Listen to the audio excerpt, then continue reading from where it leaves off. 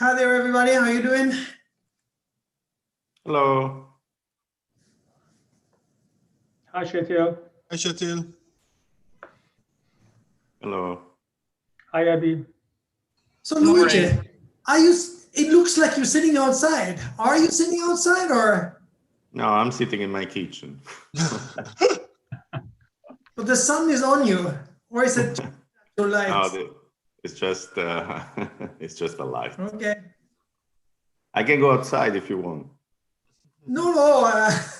It's 6:28 a.m., so it's still pretty dark.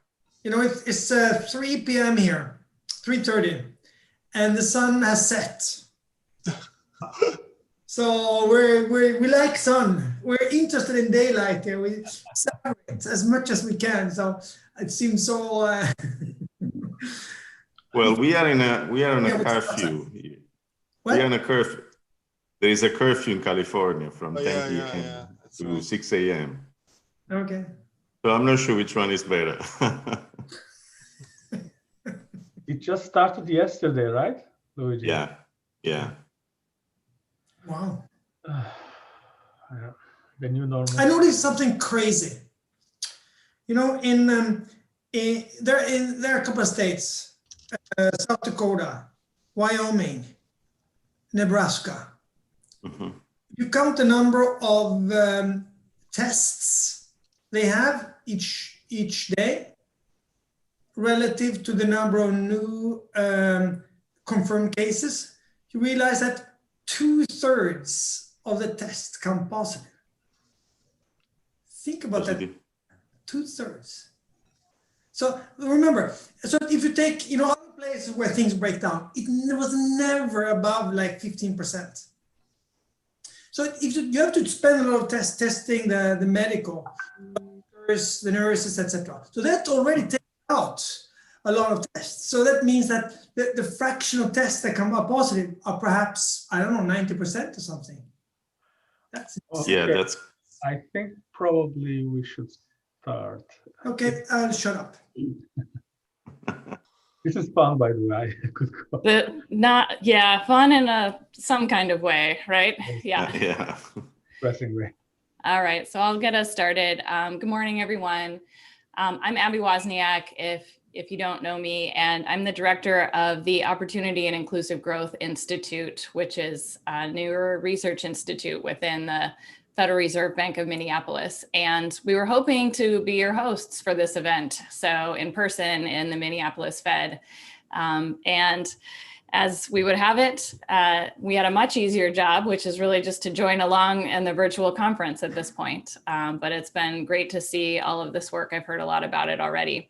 So I'm excited for us to get started. I am not completely sure who's presenting. I think it might be Christian Mosier for Brazil, and then Andres Drenik for Argentina. Is that right? Great. Okay, Chris, do you want to take it away? And I'll flag you as you get close to the hour mark. Super. Time for questions.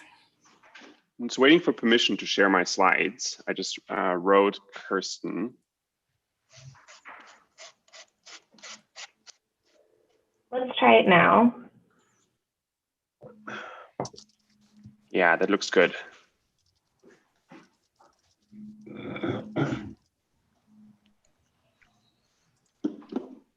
Okay, so just as a quick note on the technical side, I'm logged in twice. Once I hope you can hear me, and then second time, I hope you can see my slides in just 1 second.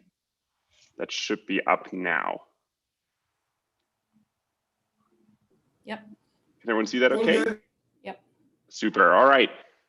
Well, pleasure to be here, albeit virtually, but greetings to everyone from Minneapolis. I'm going to present this joint work on Brazil today.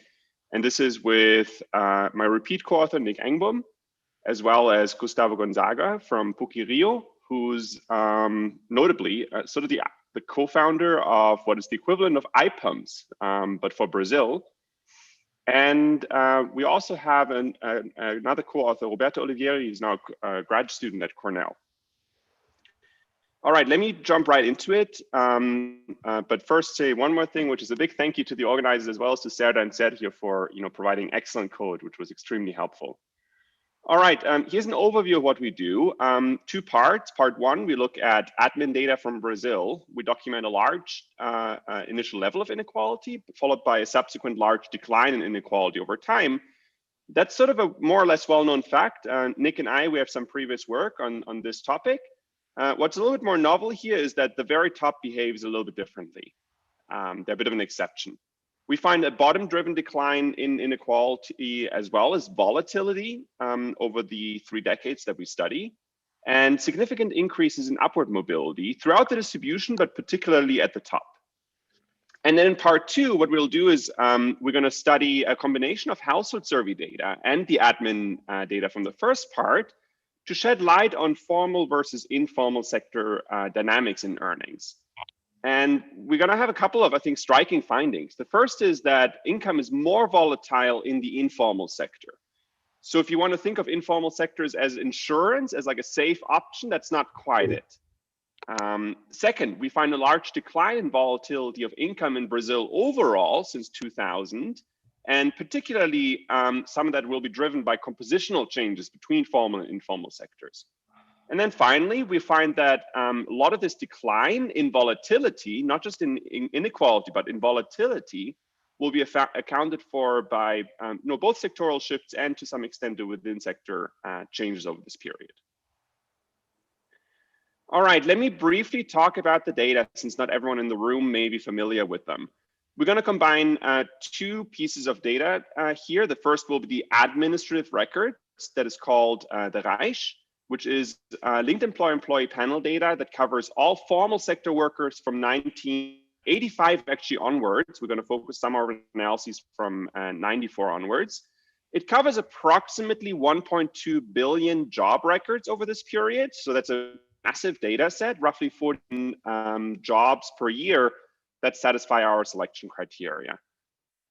Key variables are standard.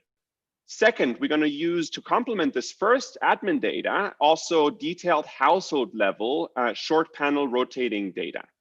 And that's much like the CPS or maybe the some of the data sets that you may be familiar with. It has a 4-month in, 8-month out structure. It covers anyone who's surveyed that might be formal or informally employed, as well as non-employed workers, but only restricted to 6 large metropolitan regions in Brazil over the period 2002 onwards. It's a large survey. It has roughly 7.3 million interviews or roughly 500,000 households per year.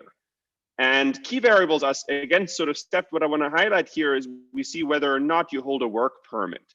So in addition to seeing what you work at as and what are your labor market outcomes, we also see whether you are actually formally employed in your current position or maybe off the records. And we will exploit that in our part B of this project. Sample selection is standard. I want to essentially skip it, just going to say one thing. A fairly nice aspect of these data is that they're almost or close to uncensored. There is censoring above the 120 times the current minimum wage. We did some Pareto tail extrapolation. Turns out that's quite a bit, 0.01% of the population in the data. So we think that this is covering a really broad swath of people in the sector. All right, summary stats.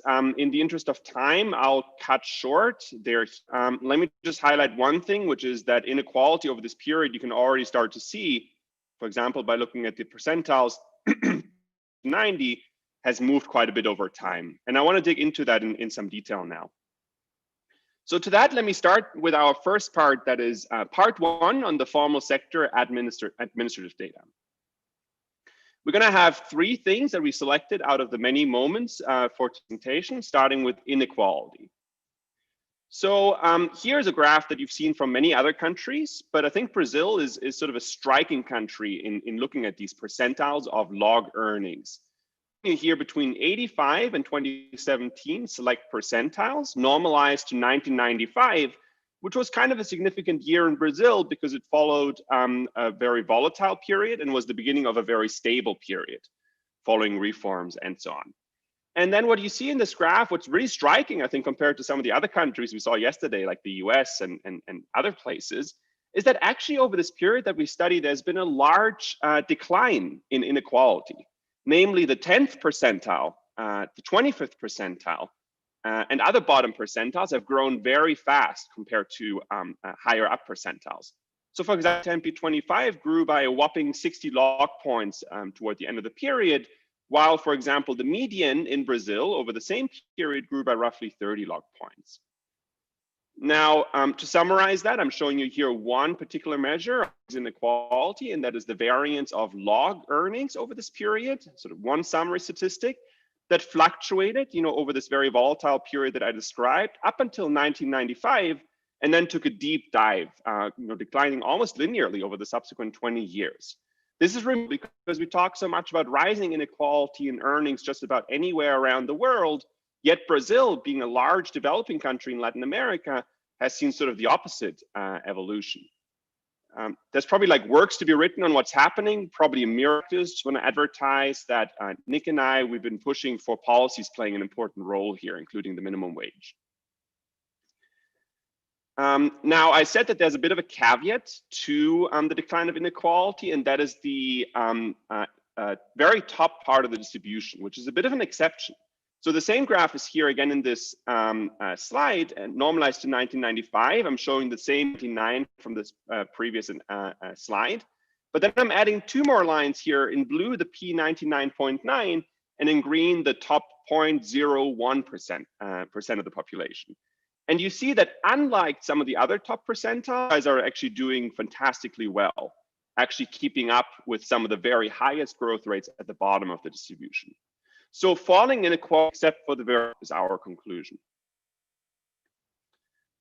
Now, let me move on into the second part of subsection of part one, which is volatility and higher order moments.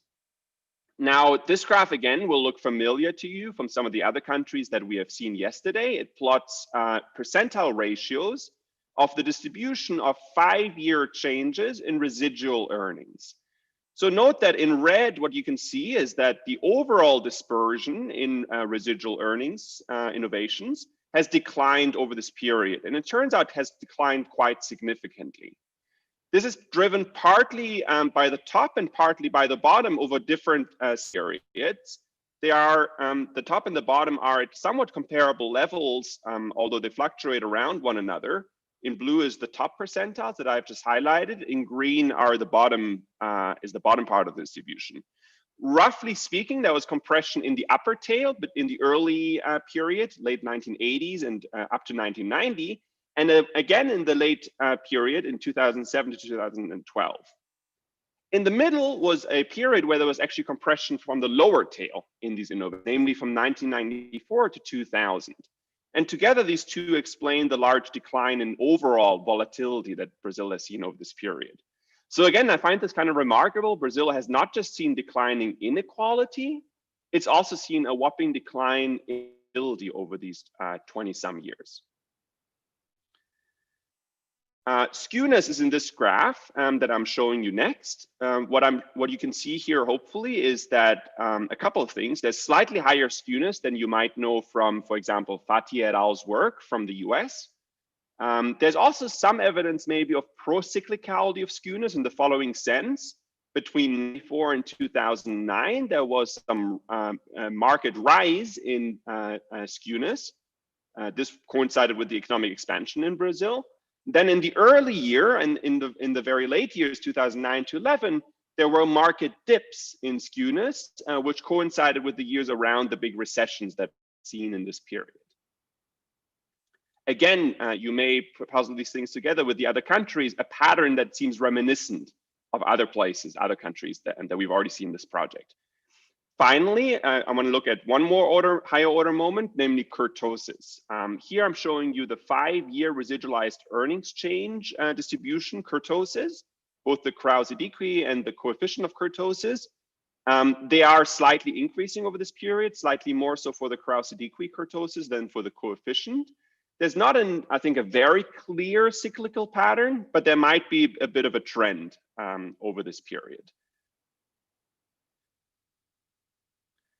Finally, there's a lot of interesting heterogeneity. We don't have enough time to talk about all of it, but I just want to highlight here one interesting aspect of heterogeneity, namely that towards higher income levels, which in all of these three graphs will be further to the right on the x-axis, we see lower dispersion in growth innovations, lower skewness, for example, measured by the Kelly, and higher kurtosis. Again, some of these facts will look reminiscent from other countries, and it's reassuring that we find this in Brazil as well. Finally, let me say a word about mobility, which is, tracking individuals over time within the distribution of earnings in Brazil.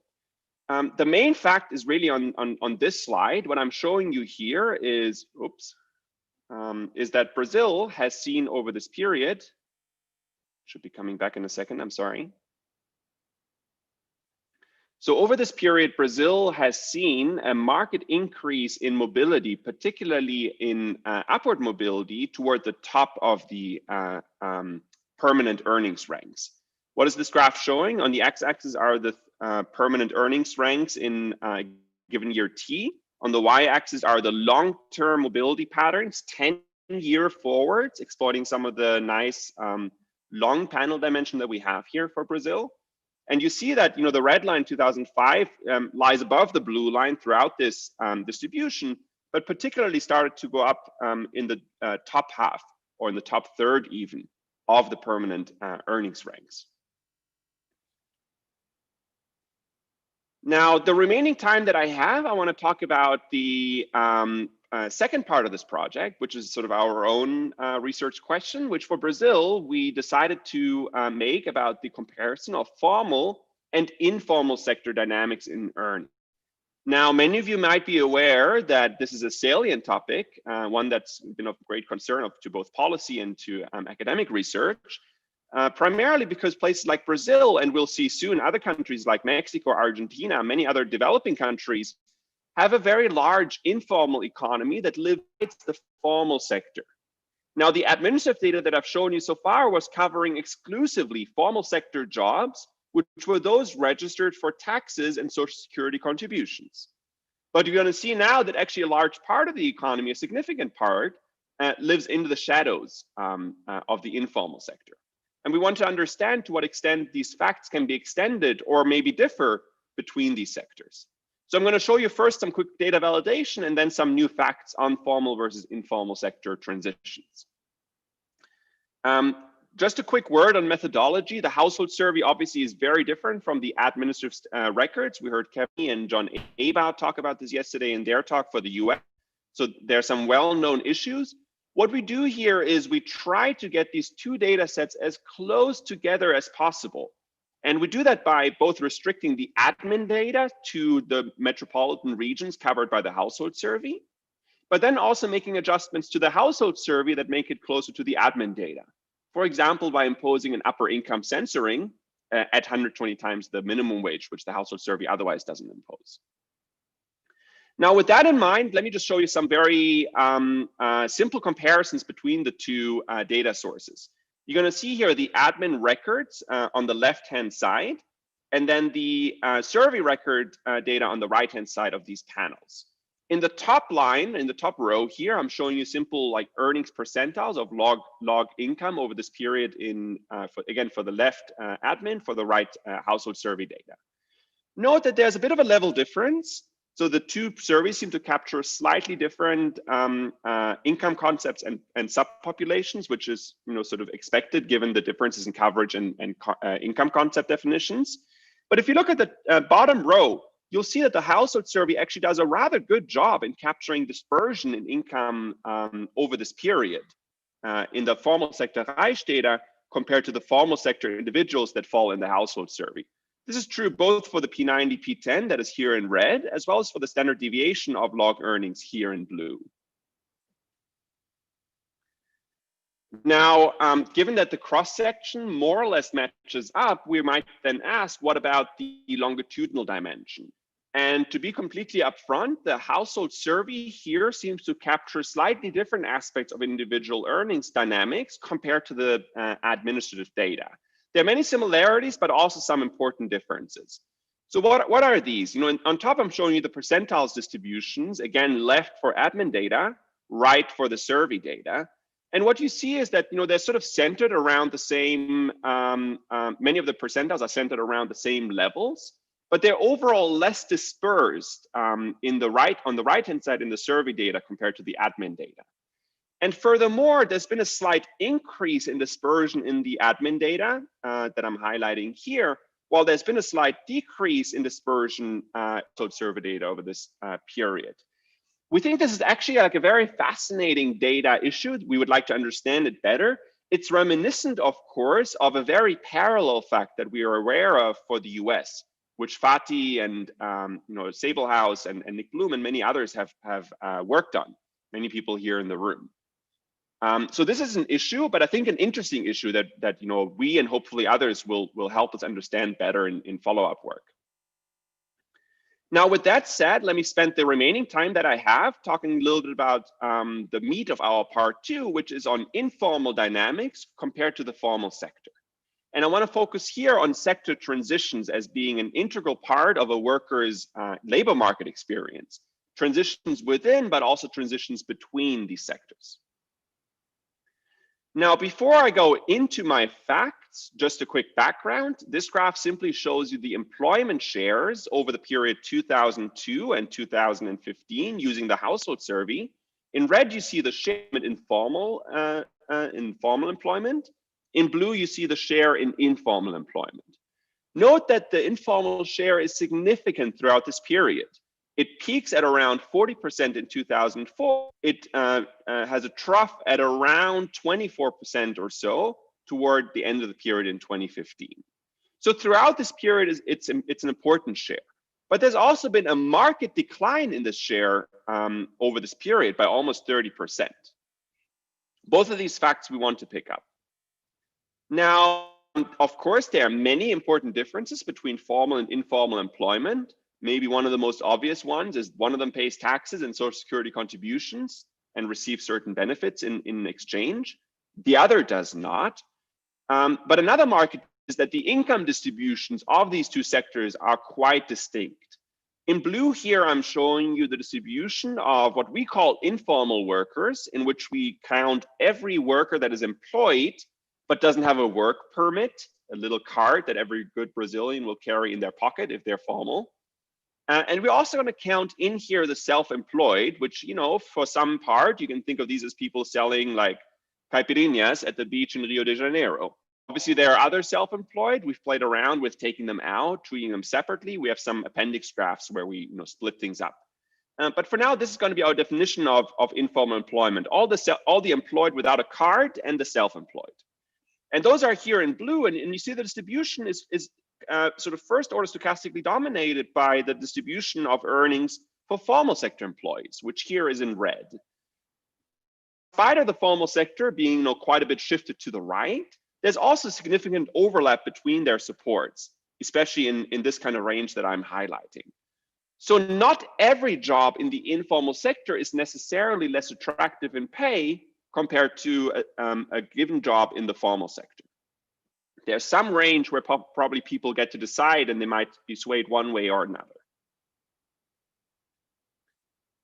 So here's I think a striking new fact. The previous fact was like more or less, building on previous work, more or less known. Here's sort of a striking fact that I didn't know given my reading of the literature. We find looking at volatility of earnings, so the longitudinal dimension, we find that there are quite similar averages in innovations between formal and informal workers, but that the dispersion is very different. So here in this graph, you'll see both formal and informal are centered around close to zero in their earnings innovations, which are 1 year innovations here, given the data constraints. This is not by construction. We are not restricting these innovations to be separately equal to zero in each sector, but they just happen to be very close to. But then what you observe is, although the mean is quite similar, the dispersion of informal workers here in blue is markedly higher, with both the left and the right tail really dominating that of the formal sector distribution. So what that tells you is that not only are informal sector jobs maybe on average less attractive because they have lower mean pay, they're also quite a bit more risky, because on average, earned tomorrow or next year compared to today has a much bigger dispersion compared to that same statistic in the formal sector. So that's an important difference I think one needs to take into account when you model, say, occupational choice or sectoral choice between formal and informal work, that it's not the first moment, but there's also something about a second moment which will matter if, once you take into account risk aversion and so on. Fact 2, we find that the density of switchers between sectors, not just within, but between sectors, are actually markedly different from any of the within individuals.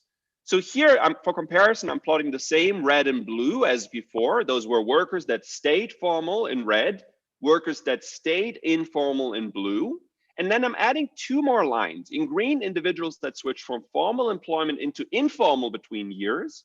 And in brown, I'm adding individuals that switch from informal into formal employment between the years.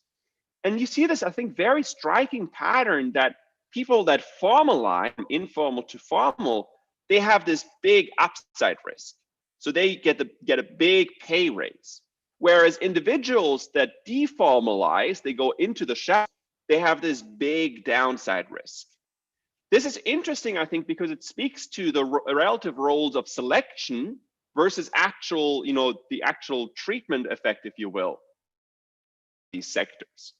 So the fact here is that there are large differences in earnings associated with those individuals that switch, suggesting that it's not all purely due to selection, the kind of differences I've shown you cross-sectionally on the past slides. So Chris, just to flag that we're at 5 minutes now, so if you want question time. Perfect. I'm about to wrap up. Give me like a minute and then I'll open the floor. I'll say here very briefly that although Brazil is very different in many regards to some of the other countries we've seen, there are some interesting similarities. Specifically, the formal sector in Brazil looks a little bit more like a high income, like a medium income group in the US. The informal sector in Brazil looks a little bit more like the very, very bottom in the US. And then the last fact that I want to get across is that there's been a large decline in income volatility over this period, as measured by the 1-year differences in innovations dispersion. What we find in the decomposition is that this in volatility is partly due to a shift towards formal sector employment. That's roughly 40%. The remaining 60% are due to within sector declines in the volatility of this dispersion. I'm going to wrap up here. Just let me briefly conclude. We saw a large decline in income inequality as well as volatility in Brazil. I think we have some striking new facts here that certainly motivated me and hopefully motivate others to think harder about both their sources and also their implications, and look forward to your questions and comments. Thank you, Chris. So did you have a co-author who is also monitoring the chat? I've been monitoring the chat and can kind of bundle some questions, but if there's anyone else who wants to jump in first as kind of part of the team. So give me some questions maybe. I hope that a co-author might be in the room, but I know that also had some events this morning, so they might not have been able to make it. Great. So I think really kind of 2 big buckets. And as you might imagine, I think lots of questions about the informal versus formal sector. So a couple of kind of maybe definitional questions that you could clarify quickly. One is, I think it seems when you're talking about the volatility of the informal sector, you're talking about entirely within that sector versus adding that sector to formal sector employment. So there was a question about, is formal and informal income pooled or separated? How do you define people as informal or informal? And what would you do about people who have income from both sources? So maybe you just want to tackle those definitional questions quickly, and then I'll ask 1 or 2 more questions. Yeah, I hope the definition got kind of clear here. No, informal for us is any employed individual without a permit, and the self-employed, which again, I'm thinking mostly of the caipirinha sellers at the beach, although that's not entirely, the universe of self-employed. And we play around with that second part, whether or not to include the self-employed. I think it was about the time window and kind of the quantity, right? So someone could do both of these over That's a right. period of So time that's a or very in interesting period of point. time. Yeah. So that's a very interesting point. There are individuals in the data who have like a main job, like, you know, they work in a big factory as a formal employee, but then on the side, maybe in the evening, they also do some kind of side work, like, you know, wash someone's car or whatnot. That's not the majority of individuals, but so far we take in this analysis that I've shown you here, the main job of the individual, trying to stay close to the definition of, you know, what other people for other countries will have done. Trying to focus on like stable employment. And we only added up here employment within the sector and compared that then over time. There's another definition you could consider, which would pool these two and would consider something like total earnings. I haven't shown you that here, but we started to explore that, and we should maybe do more on that. Okay. So then maybe quickly one more question about the selection and the movement between the sectors. So there was a question about, would you really characterize this as selection, or is this a response to a shock, or is it both? And I had a question, which I'll ask as moderator, about the overall transition in the economy into formal employment. And do you think, can you see, is that more of a change in coverage, or is it actually a switch in the types of work that are being done? Yeah, thanks for those questions. I think the first question is a bit of an open question. Why do people transition between sectors? I'll have something to say. The literature seems to think that the informal sector is sort of an insurance device, you know, kind of a way of getting around these rigid labor regulations in the formal sector. If you have a bad year, you just like switch into this you know, less productive but, you know, stable jobs. And what our results suggests is that this is not entirely true. It's actually not an entirely stable job. It's actually quite risky compared to formal sector employment. Probably a myriad of reasons why people switch, and we've only started to explore what, you know, some of them. As to why the share has changed so much over time, Abby, that was your second question. A number of reforms that have started to crack down on informal employment through higher audit rates and also through fines and incentives to formalize over this period under Enrique Cardoso starting around 2002. So this coincides very nicely with this graph that we saw here, that actually informal employment did decline over the subsequent years. There's maybe one more reason that's less discussed, but that I'll highlight from my work with Nick. The fact that the minimum wage kept climbing up over this period in the formal sector, but not in the informal sector, will make it, of course, also more attractive to try and get one of these now higher paying formal sector jobs. Great, thank you. So I think it's time to switch over to Andres. That was really interesting. And I know there was a lot of discussion in the chat, so I hope folks who still have questions will join the Brazil breakout room after our next presentation. So can we switch to Andres as presenter? Abby, can I just say something quick? Yeah. If the Argentina team has a co-author who can monitor the chat and answer questions, that would be much appreciated. Thanks again for all the questions, and I'll make sure to go through all the chat questions that haven't been answered and get back to you guys. Can you hear me and see the screen? We can. Awesome. All right. So first of all, I would like to thank the organizers for letting us join this great project. So this is the list of members for Team Argentina that are among the audience, and they're happy to answer questions in the chat. So let me start by kind of providing a summary of what we did for this project and what we found. So first, for the common part, that is part A, in which we analyze income inequality and dynamics in Argentina, we kind of find three kind of patterns. The first one is that there's a large drop in inequality after the 2002 devaluation that I'm going to kind of describe in a bit. Second, we also see that there's a large kind of decade-long decline in the dispersion of earnings changes. And in terms of mobility, we see that, you know, mobility patterns tend to be relatively stable over long period of times. Then we're going to kind of follow Team Brazil, and also Mexico is going to do something similar. We're going to validate the data by comparing the results in the administrative data set with that from the National Household Survey. And we're going to also perform a small comparison between the formal and informal sectors, mostly focusing on the first and second moments. And then I think the message here is quite similar to what Chris just showed us, in the sense that if we're interested in cross-sectional moments, the household survey could provide relatively similar pictures. If we're interested in longitudinal kind of statistics, then the survey data is actually going to show very different results. And I have like some potential hypotheses why that might be the case. Now for part B, what we did is we want to focus on kind of wage setting behavior under low and high inflation, okay? And for this is first, what we're going to do is we're going to use a methodology to uncover regular wages from kind of the underlying raw data. And we're going to analyze how these regular wages are going to change in different inflation regimes. So the first result that we document is that the frequency of positive changes increases substantially with inflation. If we think about the distribution of wage changes, in periods of low inflation, we're going to see that that distribution is quite asymmetric, as in many developed countries. However, if you look at the same distribution in high inflation periods, you see that the distribution of wage changes becomes very, very symmetric, okay?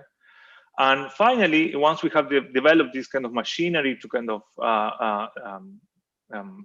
uncover these regular wages, we can start looking at heterogeneity across different types of workers. So for example, what we find is that high income workers and older workers have a lower frequency of wage changes during the year.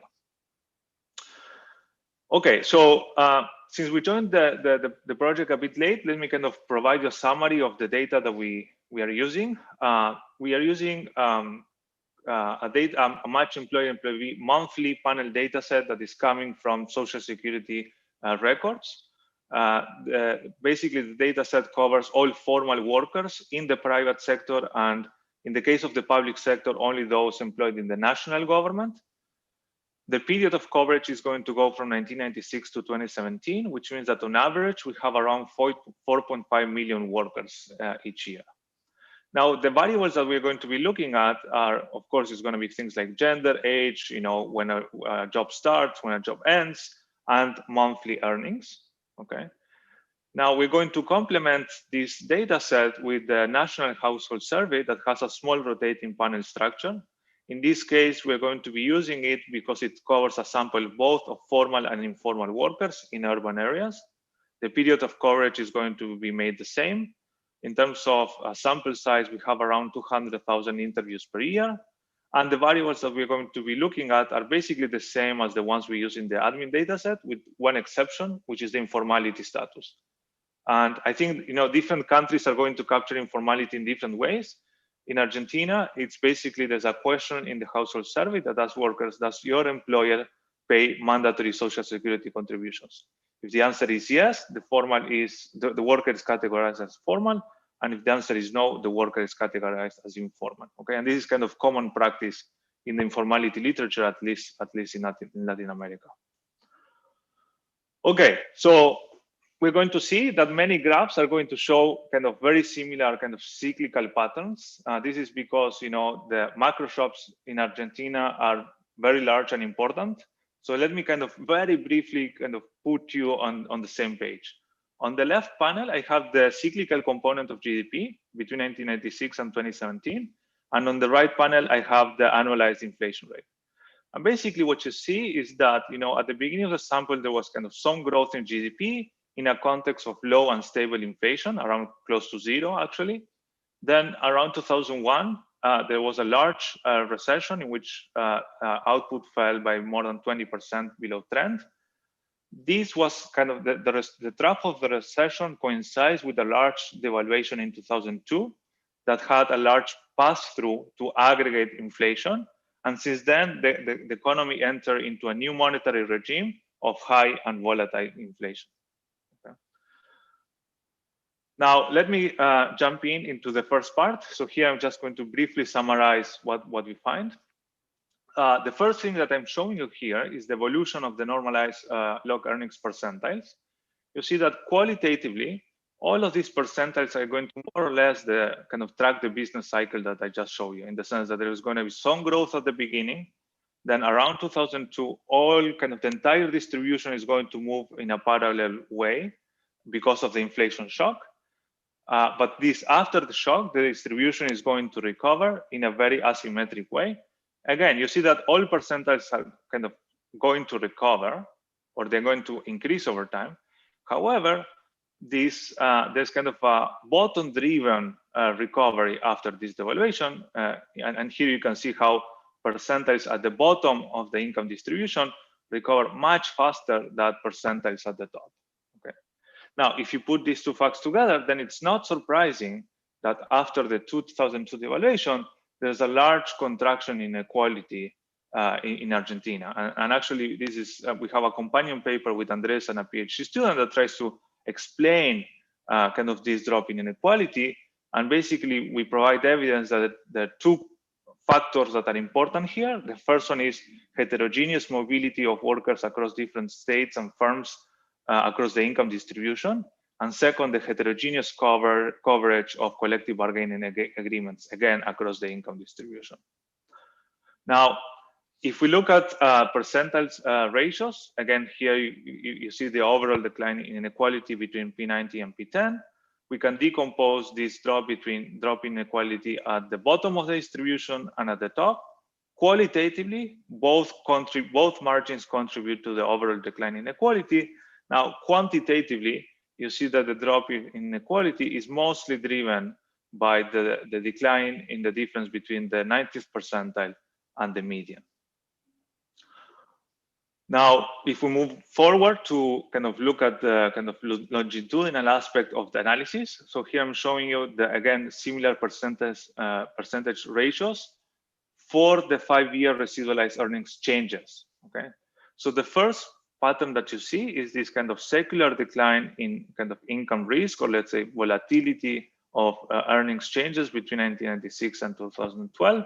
If you look at the 1-year changes, you're going to see that this kind of trend continues until the end of the sample.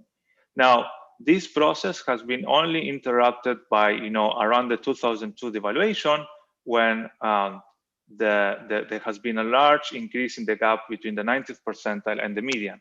And again, what we think is happening here is that, this is a period in which you have a large inflation shock that decreases real wages, followed by a recovery process. And then what happens at the beginning, at least, of this recovery process is that the wages of some workers are not adjusting, but the wages of other workers are adjusting. And that's kind of basically what increases the kind of the right tail of this distribution. Another way to see this is by looking at Kelly skewness over time. Again, first, overall, we find that it's counter-cyclical, and as it has been found in other countries. However, again, you see a large reversion after the 2002 devaluation. And if you look at the kind of the skewness for 1-year changes, you see that it coincides even much more with the 2002 devaluation. And again, what we think is going on is that after such a large shock to real earnings, the recovery process is going to generate this switch from a negative to a positively skewed distribution of earnings changes. Now, finally, in the last part, here, I want to kind of describe a little bit the mobility patterns that we see in the data. First of all, we see that there's upward mobility only below the 30th percentile, okay? And if we compare these mobility patterns between, some years before the devaluation with a couple of years after the devaluation, we see that basically we don't see almost any difference. So mobility patterns tend to be quite stable over time. So that kind of concludes a brief summary of what we find in the case of Argentina, with kind of, I think, the center stage fact is this large decline in inequality after 2002. Now, jumping into the second part, we do this kind of data validation exercise with admin and the household survey. So here, what we're going to do first is just kind of this original comparison between these two kind of sources of data. Here on the left panels, I'm showing the same figures that I showed you before using the administrative data set. On the right panel, I'm showing you the corresponding figures for the household survey, both cases only focusing on formal worker employees in the private sector. You see that kind of overall, at least if you look at the cross-sectional moments, there are kind of similar patterns. If you focus, for example, on the subsample of men, these two figures would be actually much more similar. Okay, so women tend to behave differently in the admin data set and in the survey data. In terms of cross-sectional moments, we see both, they kind of both provide a similar picture, that there has been a decline in inequality throughout this period, but again, there are kind of some differences. As I said before, there's one kind of margin in which these two sources of data are going to differ substantially. This is when you look at distribution of earnings changes over time. Okay, these are going to be really widely different, and I think in part this could be given either because different types of measurement error, either because and I think particularly because here you're looking at the total earnings in a given year, which is something that you cannot do in the household survey. So I think that the employment margin might be kind of driving some of these differences. Okay. Now, in the interest of time, let me kind of briefly say that at least in the case of the comparison between the formal and the informal sector, the main message I just want to give you is that again, we see kind of like similar patterns in the formal sector, with one exception, that the recovery process of the income distribution that we see after the 2000 devaluation is much slower in the informal sector. Okay, so this is kind of the main difference that we see, that the drop in inequality is not as pronounced in the informal sector. Okay, so now let me kind of jump into the second part of the project, that we're going to analyze wage setting in periods of high and low inflation. So we think that wage rigidity is a very important mechanism, at least in many macro models. In terms of papers that have analyzed the effects of monetary policy shocks or the design of optimal monetary policy. We have also seen that wage rigidity could alleviate some of the issues in some models that try to match the cyclicality of unemployment we see in the data. In the international macro literature also, it has been shown that wage rigidity can help rationalize some of the patterns that we see after large sudden stop events. Now, we think that this measurement of wage rigidity is relatively scarce. I mean, there are definitely contributions here, but I think that there could be some improvements, in the sense that this analysis first requires that we minimize measurement error, which makes admin data sets particularly well suited for this kind of analysis. And also it requires to avoid time aggregation bias, which means that we need relatively high frequency data for this type of analysis. And we think that by providing additional measurement, we can also discipline macro models, but also provide new facts and then we can try to understand the implication of those facts for kind of aggregate dynamics. So what we want to do here is we want to analyze the frequency of wage changes, how it varies with aggregate inflation, but also how it varies across different groups of workers.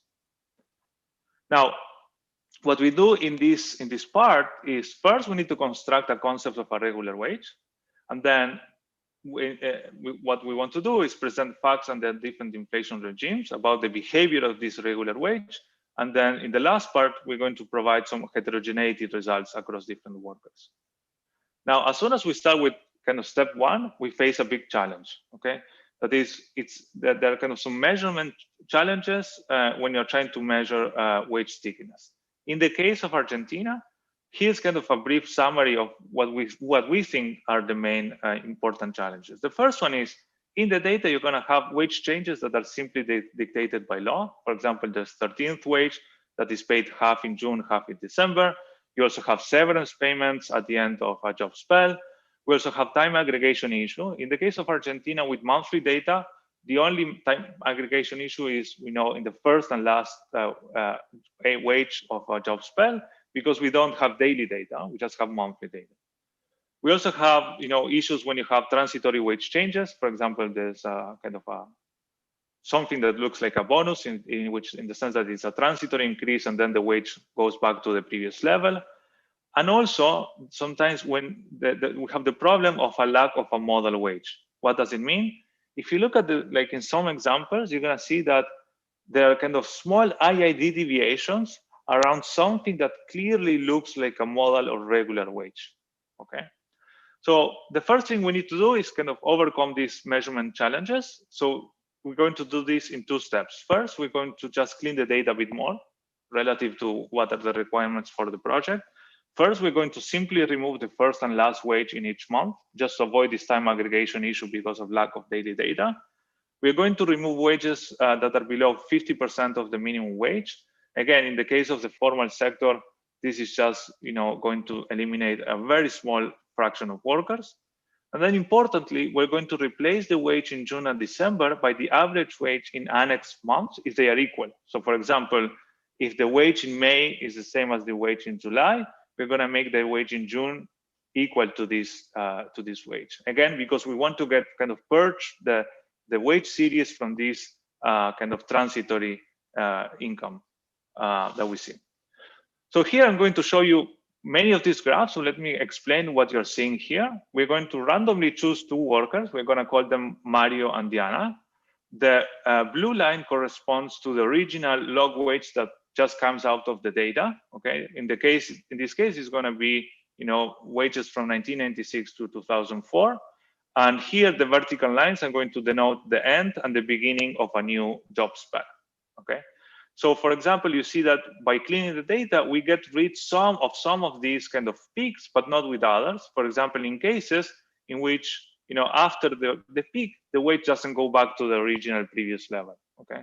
You also see, for example, as I was saying before, we have some IAD shocks around something that looks like a modal wage. Okay. So to kind of further purge kind of the data from this kind of transitory kind of shocks and focus on regular wages, we're going to construct these regular wages using filters that are commonly used in the pricing literature. So here we try with the four most important ones. We are going to start with the Kolmogorov-Smirnov test. Then we're going to use a method used by Andres to remove wages preceded by and followed by the same wage. We're going to use the method by Nakamura, Steinson, and Kehoe-Midrigan that removes kind of V-shapes and rely on model wages. I don't have time to go into the details. We explored them substantially, and we're going to focus on the Kolmogorov-Smirnov test because it clearly outperforms all of these other methods. Okay. So what's the intuition of this method? Well, it's just a non-parametric test of equality of 2 distributions. The intuition is that the method is going to ask you, give me a sequence of continuous wages, and I'm going to introduce breaks when the subsamples of contiguous subsamples of wages are different enough. And I'm going to explain what do I mean by enough. Once you define these breaks, the regular wage is going to be simply the median wage between breaks. Now, this method has an important parameter, which is this kappa parameter that is going to determine the cutoff value of difference in subsamples. There's no kind of standardized critical value, right? So this is something that we need to kind of come up with. And we're going to calibrate this value in a 2-step procedure. First, we're going to estimate a statistical model for wages that matches some of the moments in the data in Argentina. And then once you have the model, you know what the regular wages are because you can simulate them. And then we're going to perform a cross-validation exercise to match the statistical properties of those regular wages by kind of moving this kappa parameter. Okay, so this is something that is kind of standard in the literature. So kind of what do we get out of this exercise? So now we're going to add some lines. The first vertical red lines are the breaks that this methodology is going to detect. And this kind of darker red line is the regular wage that we uncover. So first of all, we see that the method is going to eliminate all of these inverse V-shaped wage changes. Second, we are going to also not incorporate these changes because of the 13th wage in December and June. And importantly, it's not going to kind of capture fluctuations around something that looks like a model wage. And this is particularly kind of seen in this example over here. Okay. Now, with this method, we have identified these regular wages. Now let's kind of see how these regular wages behave over time. So here on the left panel, I'm showing you the kind of the monthly frequency of wage changes in blue. The shaded gray area is the aggregate inflation rate. On the panel on the right, we are plotting the 12-month frequency of wage changes.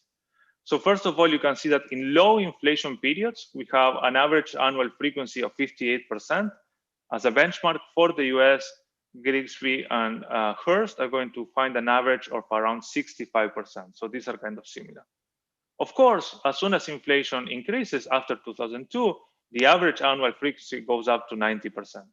Now, this is important. When I say 90%, that doesn't mean that wages are being renegotiated each month. You still see that even in high inflation periods, only 15% of workers get a wage adjusted in a given month. So inflation is going to introduce like short-term volatility in real wages.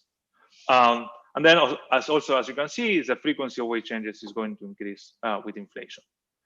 We can also look the same for the frequency of increases and the frequency of decreases, okay? As you can expect, the frequency of increases jumps when inflation goes up, and the frequency of wage decreases plummets and basically converges to zero in the period of high inflation.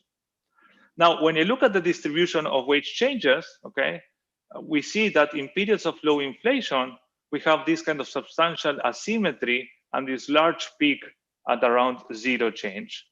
But then if you look at the same distribution in periods of high inflation, then you see how it starts becoming a bit more symmetrical, and in particularly, you don't see kind of almost any kind of peak at around zero change. Okay, now in the last minute that I have, I just wanted to show you some of the heterogeneity cuts that we found in the data. In general, we are going to be looking at heterogeneity based on age, income, gender, tenure, and sectors. Here I'm just focusing on age and income. Here you see that the frequency of wage changes is going to be monotonically falling with age, especially in periods of low inflation.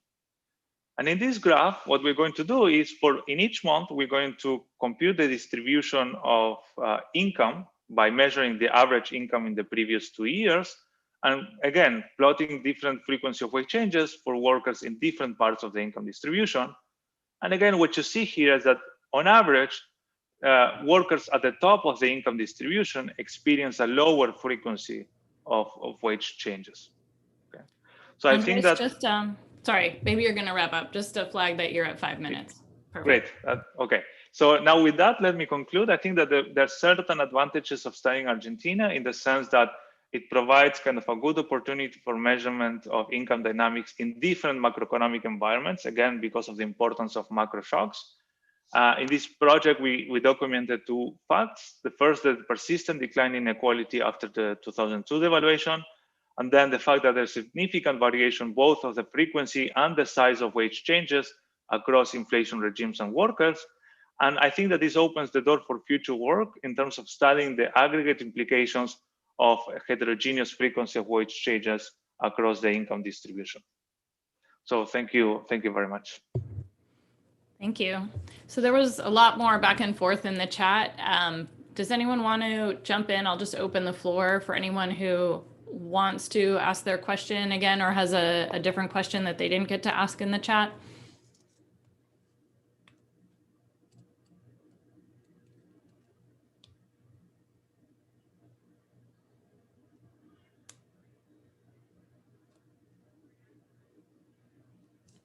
Just a very simple question.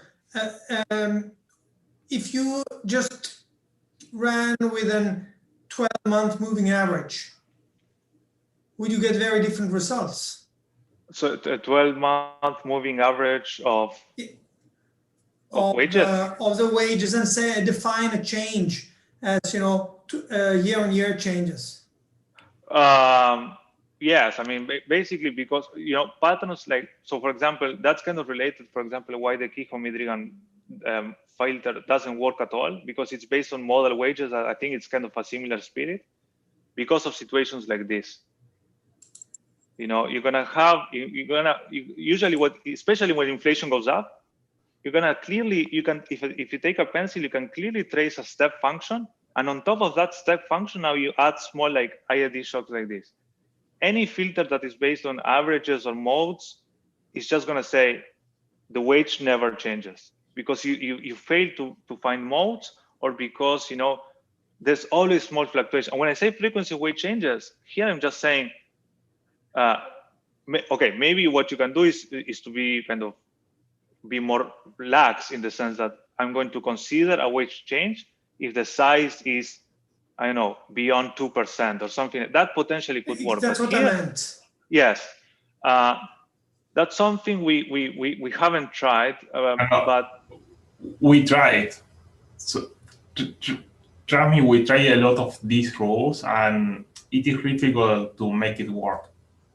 We try, like the filter in my paper, like we say, okay, let's take out the small wage changes. It just didn't work for different reasons. Yeah, I mean, we were happy to chat about this, but we really kind of try with all of these, and these are kind of the most conventional methods developed in the pricing literature. Clearly, this method outperforms. So actually, I mean, since we're here and there's kind of some interest, I can show you the comparison. This is a very special case. You see, this is a guy. This is like Hijo Midrigan. Because of that issue, the modes. It says, look, this is the regular wage. It's clearly wrong. Nakamura Steinson that says wages change every single month. That's not also good. Here's Andres filter is already kind of capturing some kind of steps, but maybe there's like too much wiggles. And here you see the kind of Kolmogorov test also this kind of in this application. Again, here you can start seeing the jumps like in these steps. So again, I think we tried many things. Can I ask you more kind of a conceptual question? If Yes. you go back to your, by the way, I thought the part B was really super interesting. So if you go back to your figure, the Diana and Mario. Yeah.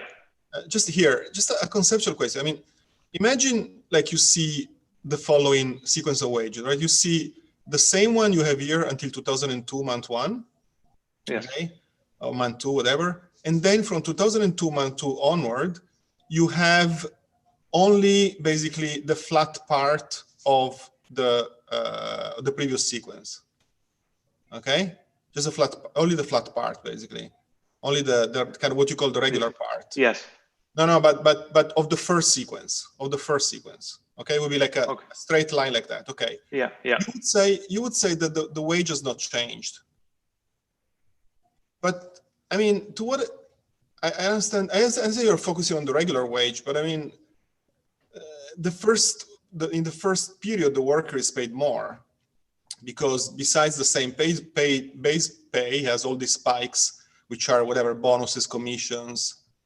So to what extent this would be like two workers with the same wage?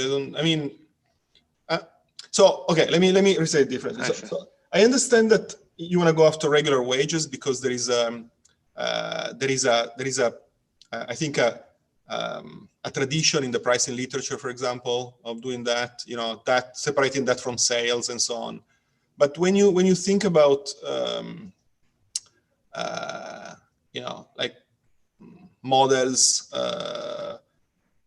you wouldn't say that these two workers are paid the same wage. Oh no, I agree completely. I think this is a question-specific interest. If you're interested on, for example, on the consumption response of different workers, then yes, you want to include all income. If it's something about I want to start exploring a bit more how wage rigidity could affect the allocation, of workers across firms between the employment and unemployment status, then you want to say, okay, first of all, what is the relevant margin for the firm in terms of whether should I keep a worker or not? Well, maybe potentially. Okay, right? Okay, we can continue. I'm going to suggest that we move this to the breakout room. Continue the breakout room. A lot of questions about, just do something simpler like Shetel's comment, and then do something more formal, like build in the bargaining changes that you know about. So that will be a great breakout room discussion. And I think they are ready. So as you did yesterday, you can go to the bottom if you have the latest Zoom, choose your breakout room, and we will see folks back in 15 minutes. I don't know.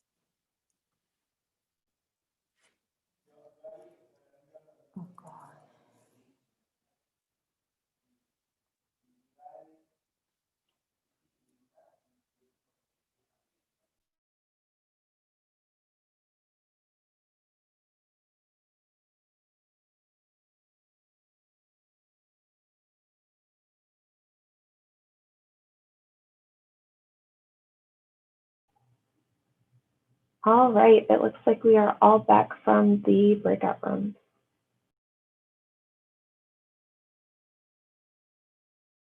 I think I'm sharing. That's what my notes say here.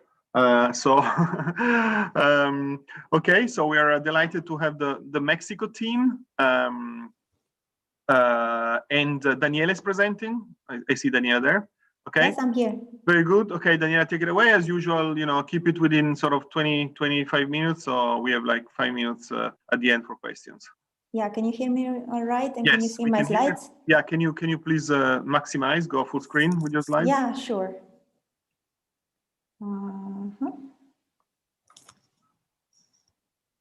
Is that good? Yes, I think they're coming up. I don't see them yet though.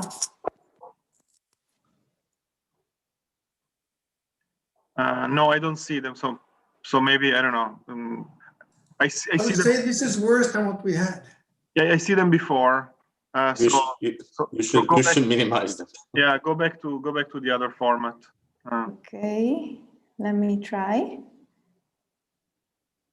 Better? Yeah, I can see them. Perfect. Okay. You can try first maximizing the screen and then sharing. So like if you stop sharing and then put it in full screen and then. Can you read them right? Yeah, it's fine. Yeah, okay, so let's go.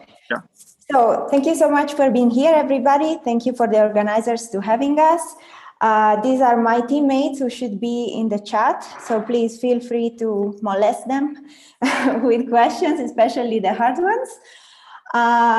Usual disclaimer, the views presented in this work are ours and do not reflect those of the Banco de Mexico of its Board of Governors.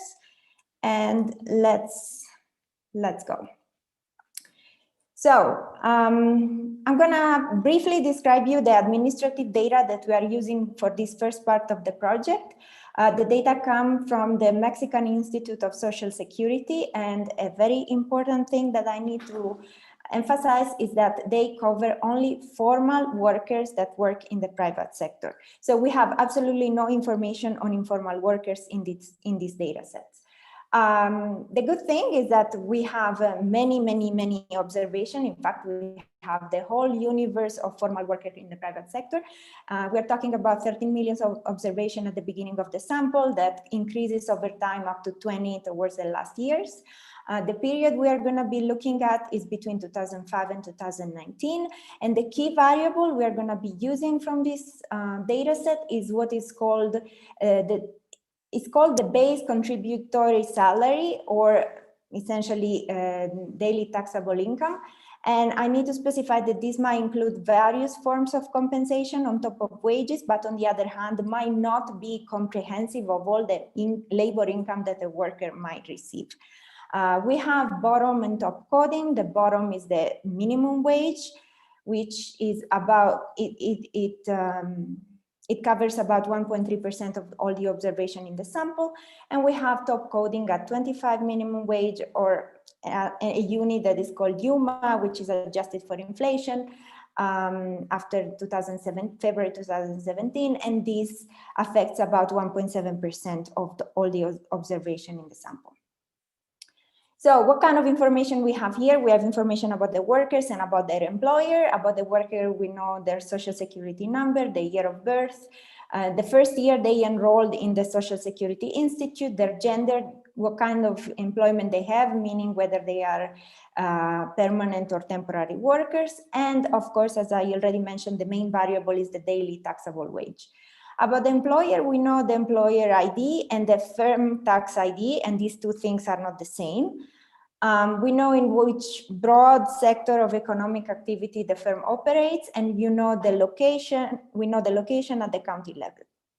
And just for comparison with other countries, for us, for Mexico, the equivalent to the minimum meaningful attachment to the labor force is defined as 45 days of minimum wage.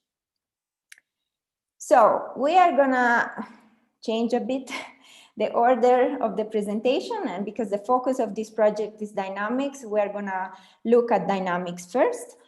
So here we are looking at yearly income shocks, meaning 1 year changes of residualized log earnings.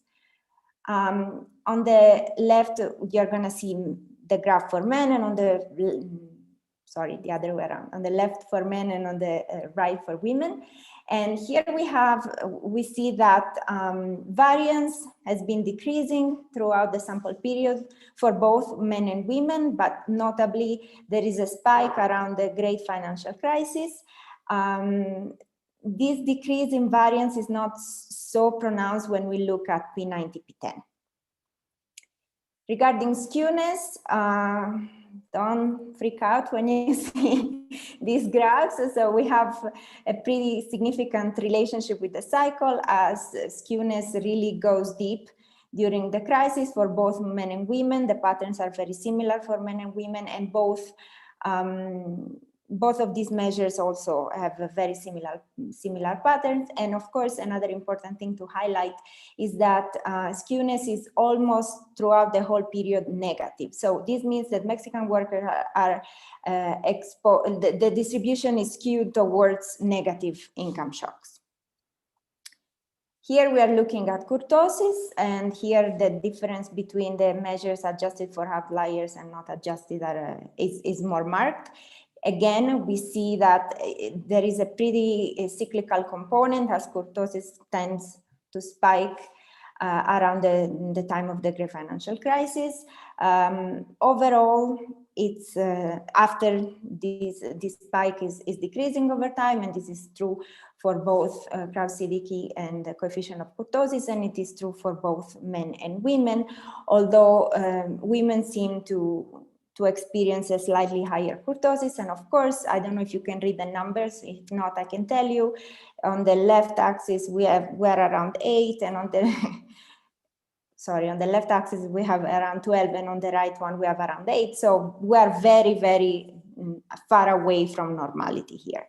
So what does this mean? It means that Mexican workers not only are more frequently exposed to negative shocks, but that these shocks are massive. And here we look at the distribution, and if you have in mind the same distribution that Fatih has in his paper for the US, we see you can immediately understand that this distribution is quite different. It has quite fat tails, again, pretty far away from normality, and we have Pareto tails both on the left and on the right, but the right tail is thinning faster than the left one, and this is true for both men and women, but for women is thinning even faster. And then if we look at some moments of the distribution of yearly income shocks, controlling for permanent income and looking at how different age profiles of workers behave, we see that young workers seem to be experiencing more volatile income shock, more dispersion in income shock, and also, and this is especially true for the poor in terms of permanent income workers.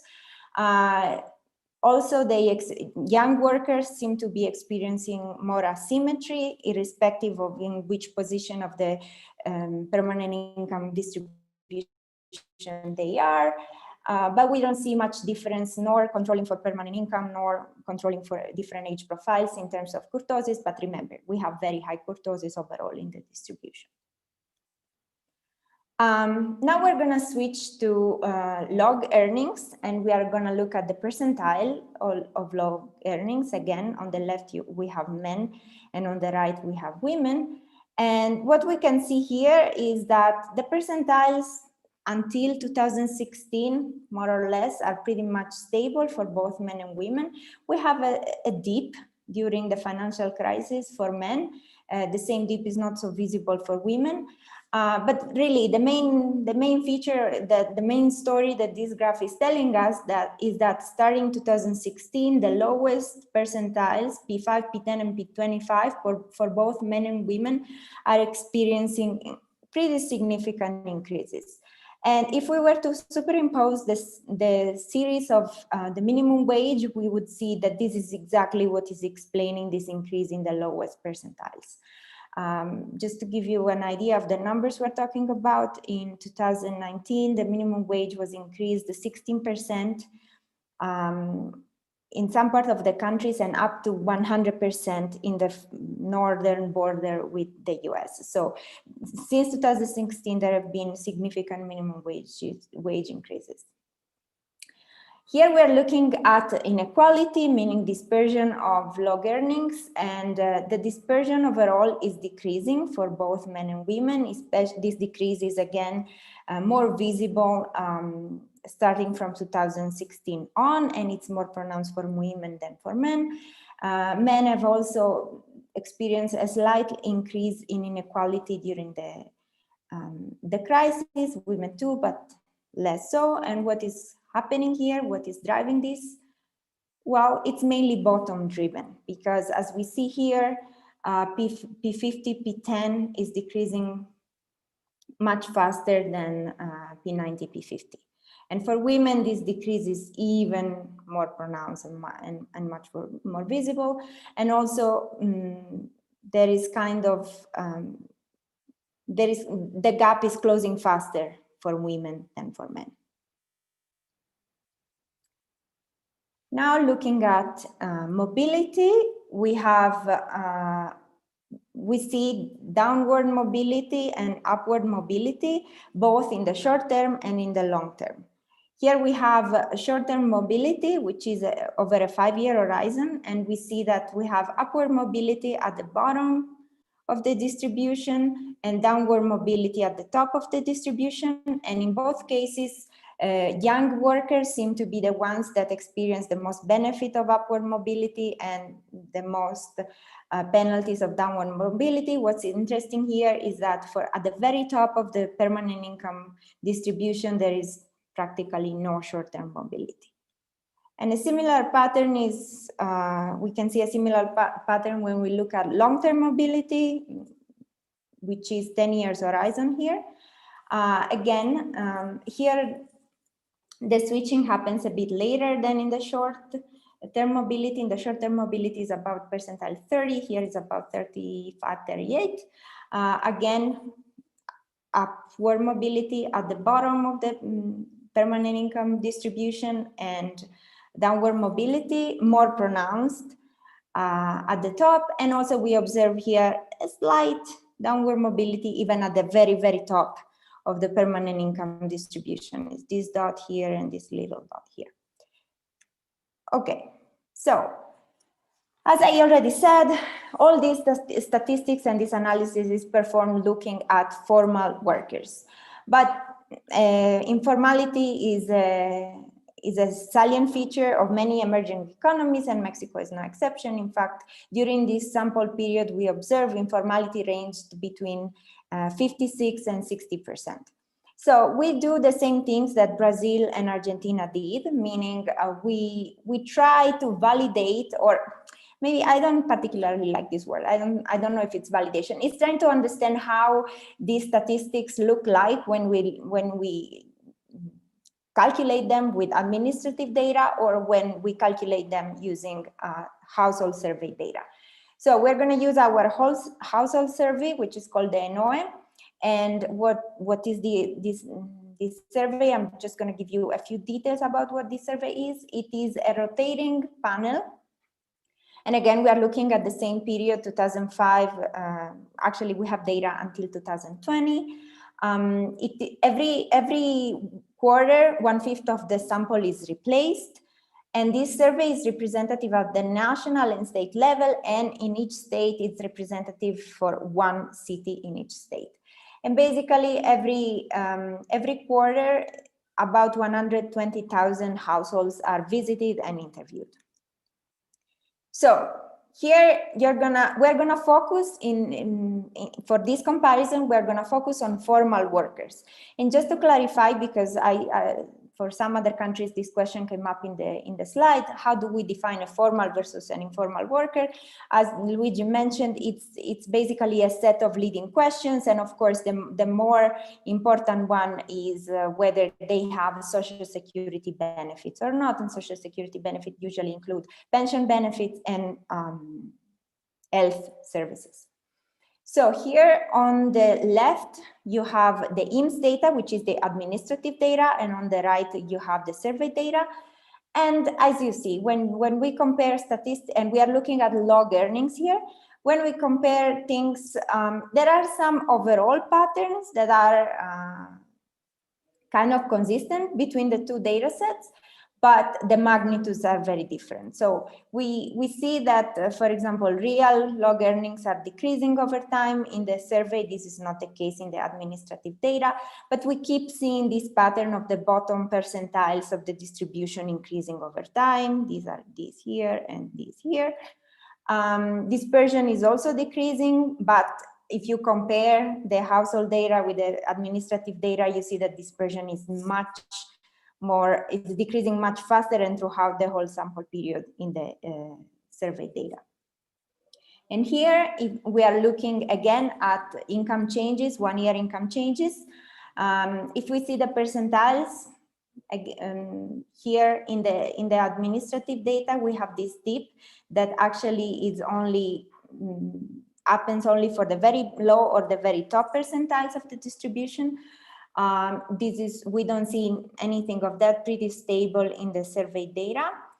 And if we look at the volatility of income changes, we see that there is much more volatility in the administrative data and much less in the survey data. And we don't have these spikes that we observed here during the financial crisis when we look at the household data.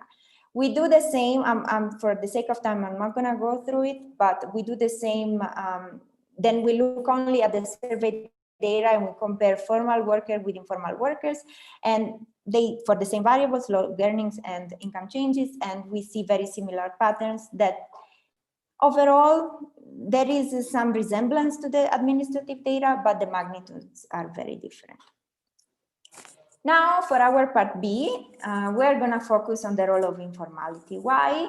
Well, because Kjetil in Stanford told us that he really wanted to see things about informal workers in Mexico, so here we are.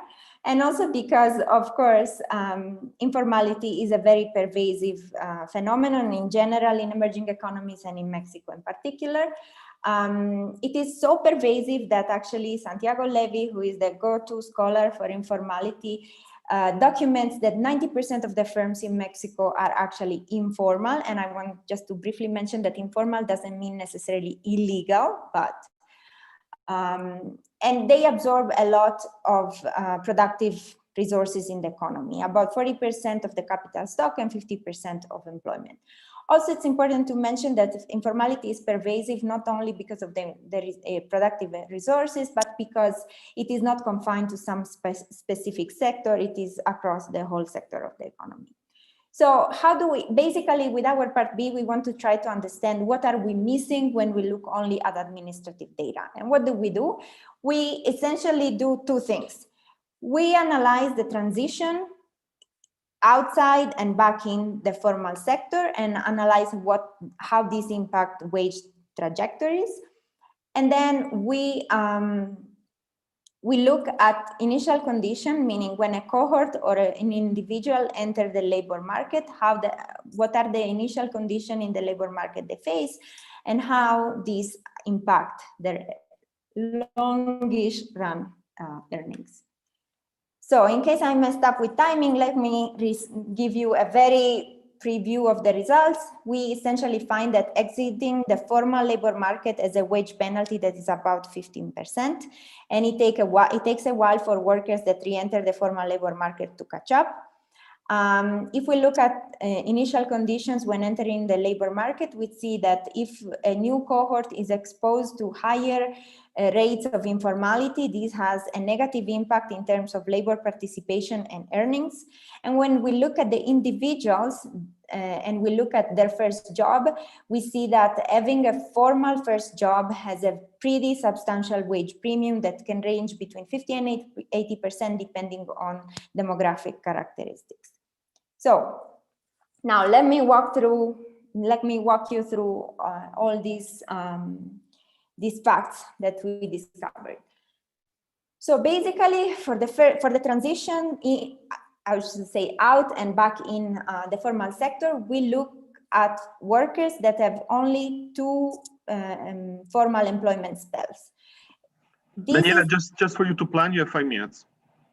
5 minutes? Okay. Yeah. So just to, this is not a negligible fraction of the workers. We have about 1/5 of the worker in the data set that have 2 formal employment spells. And so basically we use an event study approach, and we look at 3 consecutive years before they left and 3 consecutive years after they left, after their re-entry. This is the regression we run. Essentially, is their wage regressed on a bunch of a set of dummies that control for how many years they were in before leaving and after re-entering, and also how many years they stayed out of the formal labor market. And let me show a picture that is more intuitively understandable. So here we see male in blue and female in red. And we see that, okay, for people, these are people who were about to exit the formal labor market.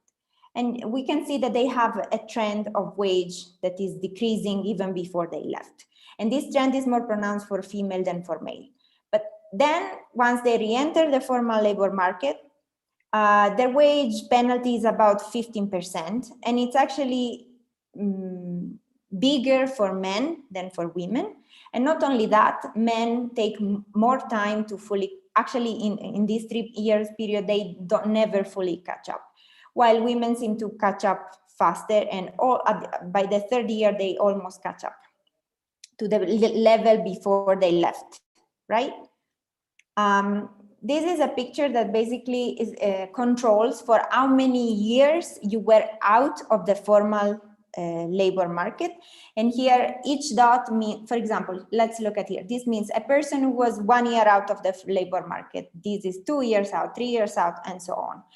And what this picture is telling us that the pattern is similar for men and women, and essentially people who ended up staying out of the formal labor market longer had a more pronounced decline before they left, and the recovery pattern was slower and more sluggish. And this is, as I said, the same for men and women.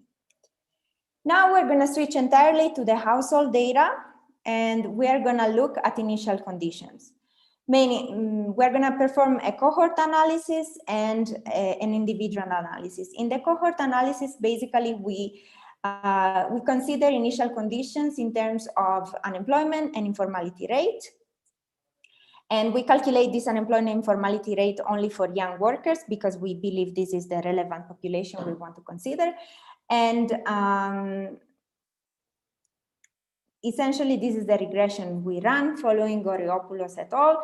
They study the impact on your wage on graduating in a recession, and following their spirit, we basically study their impact on different measures of labor market outcomes, of experiencing high unemployment rate and high informality rate when your cohort entered the labor market. And here is what we find. So we picked 2 labor market outcomes. This is the decision to participate, and this is the fraction of the cohort that is not in the labor force. And as you can see, for example, here we see that for low-educated men, we have that informality rate has a positive effect on the possibility of you not participating in the labor market. So the effect is negative in the sense that less people participate in the labor market. And the same is true for low-educated women, even if we control for experience as we follow the cohort over time. And the demographic group that is affected the most is high-educated women. And another interesting thing to see here is that initial unemployment doesn't seem to play an important role, while informality rate does. And this is because informality in general in Mexico is a factor that affects the labor market much more than unemployment. And this is the same kind of regression, but now the dependent variable is total earnings. And again, we see negative numbers. So basically, this means that when your cohort entered the labor market experiencing a high rate of informality, this has a negative effect on the earnings of the cohort. And this is true even as the cohort over time accumulates experience. Finally, what we want to do is we want to look at a special module of the household survey. Why is this important? Because essentially this module tells us a bunch of things about the past 5 years working trajectory from the moment the worker is interviewed, and it tells us things about their very first job, no matter when their very first job was. So basically, what do? We want to understand whether the fact that your very first job was in the formal sector has a positive impact in the long run on your wages. And so we run this regression, and the important thing is... Daniela, sorry, you have to wrap up. Sorry to interrupt you so abruptly, because we really want to leave like at least 2 or 3 minutes for... yeah, okay, I'll wrap up. Let me just say that here we control for selection, and for the fact that for having a job in the formal sector might be endogenous. And here, what do we see? We see that if your first job was in the formal sector, you experience pretty substantial wage gains. And this is particularly true for educated women, whether they have experience or not. And this number, for example, means that your wage premium for having a first formal job is about 80%. And this is it. Okay. Okay, great. So we really literally have time for maybe one question. I think Fatih, I mean, in the chat, we were a bit confused about some of the scales of your plot. So Fatih, maybe you want to kind of flesh out your question. I mean, early on, Daniela, the pictures that you showed, like there was one where Crow measure was like 150, which it's an incredibly high number. Let me no. Earlier, which one? I think earlier. This is the, for example, yeah. No, yeah, that's the insanity thing that happens. Remember that our data are top coded, and sometimes this is the crazy things that happen with top coding, despite the fact that we try to smooth it out, impute it. So I would say that this figure you should focus until percentile about 95, 96, because then the top coding kicks in and it makes weird things. Coding, but I don't immediately see how it will lead to this, because the top coding is at 96 percentile and Crow-Sadeki is at 97.5. I mean, you know, you guys maybe want to check. There was another one before this where the Crow-Sadeki on average was about like, I don't know, this one, for example. The key is around like 13, 14, but the coefficient seems to be around 8, which is also like pretty rare, I think, to see. It might be, I mean, we have worked with top-coded data in other countries, like Germany is much more top-coded, and I don't remember seeing something like this before. This is just saying that it would be useful to kind of maybe go over this again, and maybe there's a label that's switched or something, but it would be good to look at it. Okay. Yeah. We always had, I mean, every time we have run this code, our kurtosis measures were insane. So, okay, well, yeah, okay, so we can take it up again in the chat. Yeah. And it seems like an important point. Very good, thanks a lot, Daniela. It was a very nice presentation. So we can swiftly move to Italy. Who's presenting? I'm presenting. Aaron, okay, nice to see you. Take it away, as usual, 25 minutes. Try to stay within the 25, please. So. Sure. Thank you. So the Italy team includes also Davide Malacrino and Luigi Pistaferri. Davide is with the IMF, so the usual statement is that any views expressed here do not reflect the views of the IMF. I am the only non-Italian in the team, so I will present the slides, and Davide and Luigi will answer, be available for questions in the chat. So similar to other teams, the broad question that we're addressing is how has the earnings distribution evolved over time? We document significant trends in inequality, volatility, and mobility. So inequality in Italy went up, and this is mostly due to decline at the bottom of the distribution. volatility increased. This is, as I will show, mostly due to younger cohorts that enter the labor market, and various measures of mobility decreased over time. In our country-specific analysis, we focus on a string of labor reforms that contributed to these trends. We showed that younger cohorts face a dual labor market. So instead of just the traditional full-time open-ended contracts that previous cohorts used to face, these new cohorts face or take up jobs that are sometimes part-time, which increases hours inequality, and often temporary contracts, which increase the volatility of earnings. And what we show is that these new types of contracts decrease labor supply in the early part of the career of younger cohorts, and decrease the accumulation of human capital, which serves as a headwind against labor productivity growth.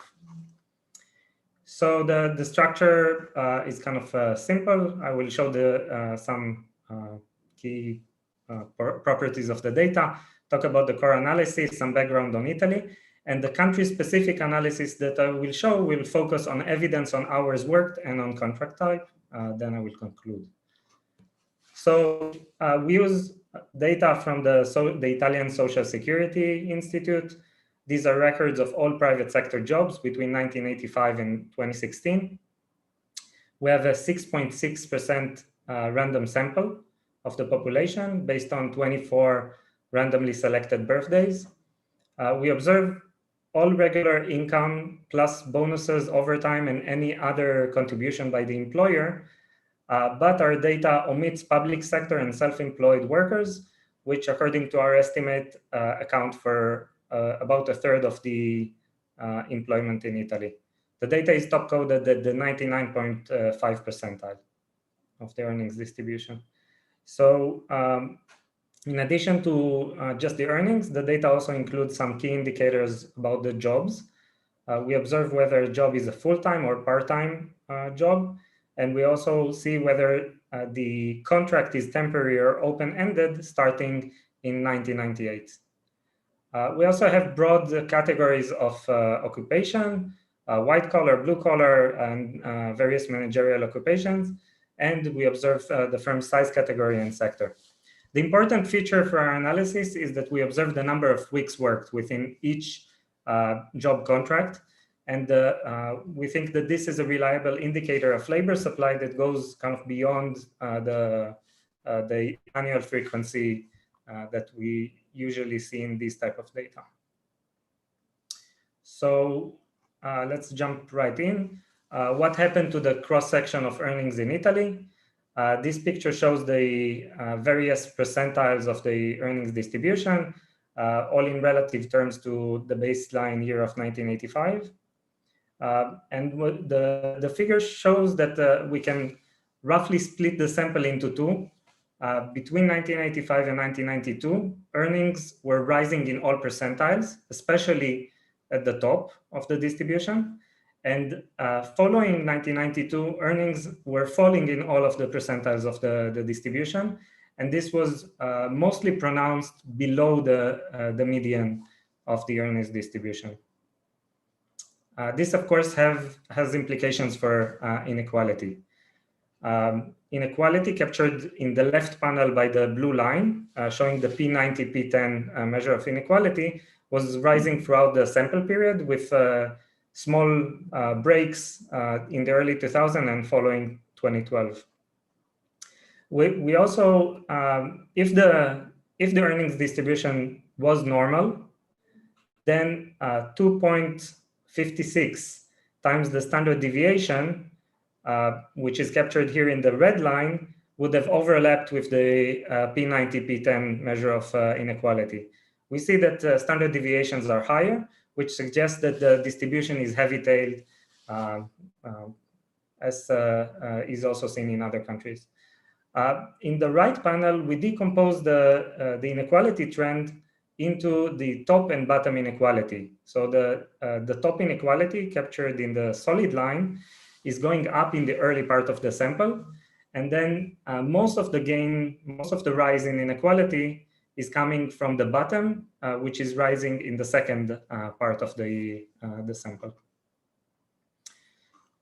If we look at the inequality by gender, we see that both for women and for men, inequality was rising, but it was rising more at the bottom for women, and at the top for women, and at the bottom for men over this time period. And it seems that if we just look at the 2016, it seems like the inequality measures converge for men and women. We also want to look further into the right tail of the distribution. To do that, we estimate a Pareto tail index with a maximum likelihood estimator that is specifically adapted for our top-coded data. We estimate the tail index to be 3.2 above 3.2 in 1985, and then to quickly fall to around 2.8 starting from 1992 and remain around this region. And this is consistent with the rise in income inequality at the very top and at the very beginning of the sample. We also want to directly look at the income shares. So the left panel shows the top 10% income share, the top 5% income share, and the right panel shows the income shares of the top 1 and 0.1%. And for each percentile, we show the unadjusted income share that is based on simple measures of simple means in the data, and the adjusted in the solid line, which is the corrected for the shape of the Pareto tail, which is not very important when we look at the 10th or the 50th percentile, but becomes massive when we go beyond that into the right tail. And what this picture shows, consistent with the rise in inequality at the top in the beginning of the sample, there's also a substantial rise in the top income inequality at the same period. Volatility is also going up. Here on the left, we show the 1-year and the 5-year volatility. And on the right, we decompose the volatility into the upside and downside volatility. The solid line captures the upside volatility, and we don't have the recession lines, but this series is clearly pro-cyclical, and the series for the downside volatility is counter-cyclical. So together, this suggests a very strongly pro-cyclical skewness. Notably, also, both measures of volatility at the bottom and the top are increasing substantially over the sample period. We also look at volatility by gender. We see very similar patterns, both in the trend and the timing, though there is kind of a level difference between the two, which is relatively stable over time at 0.3 log points. The next question is, who are the workers that experience the rise in volatility?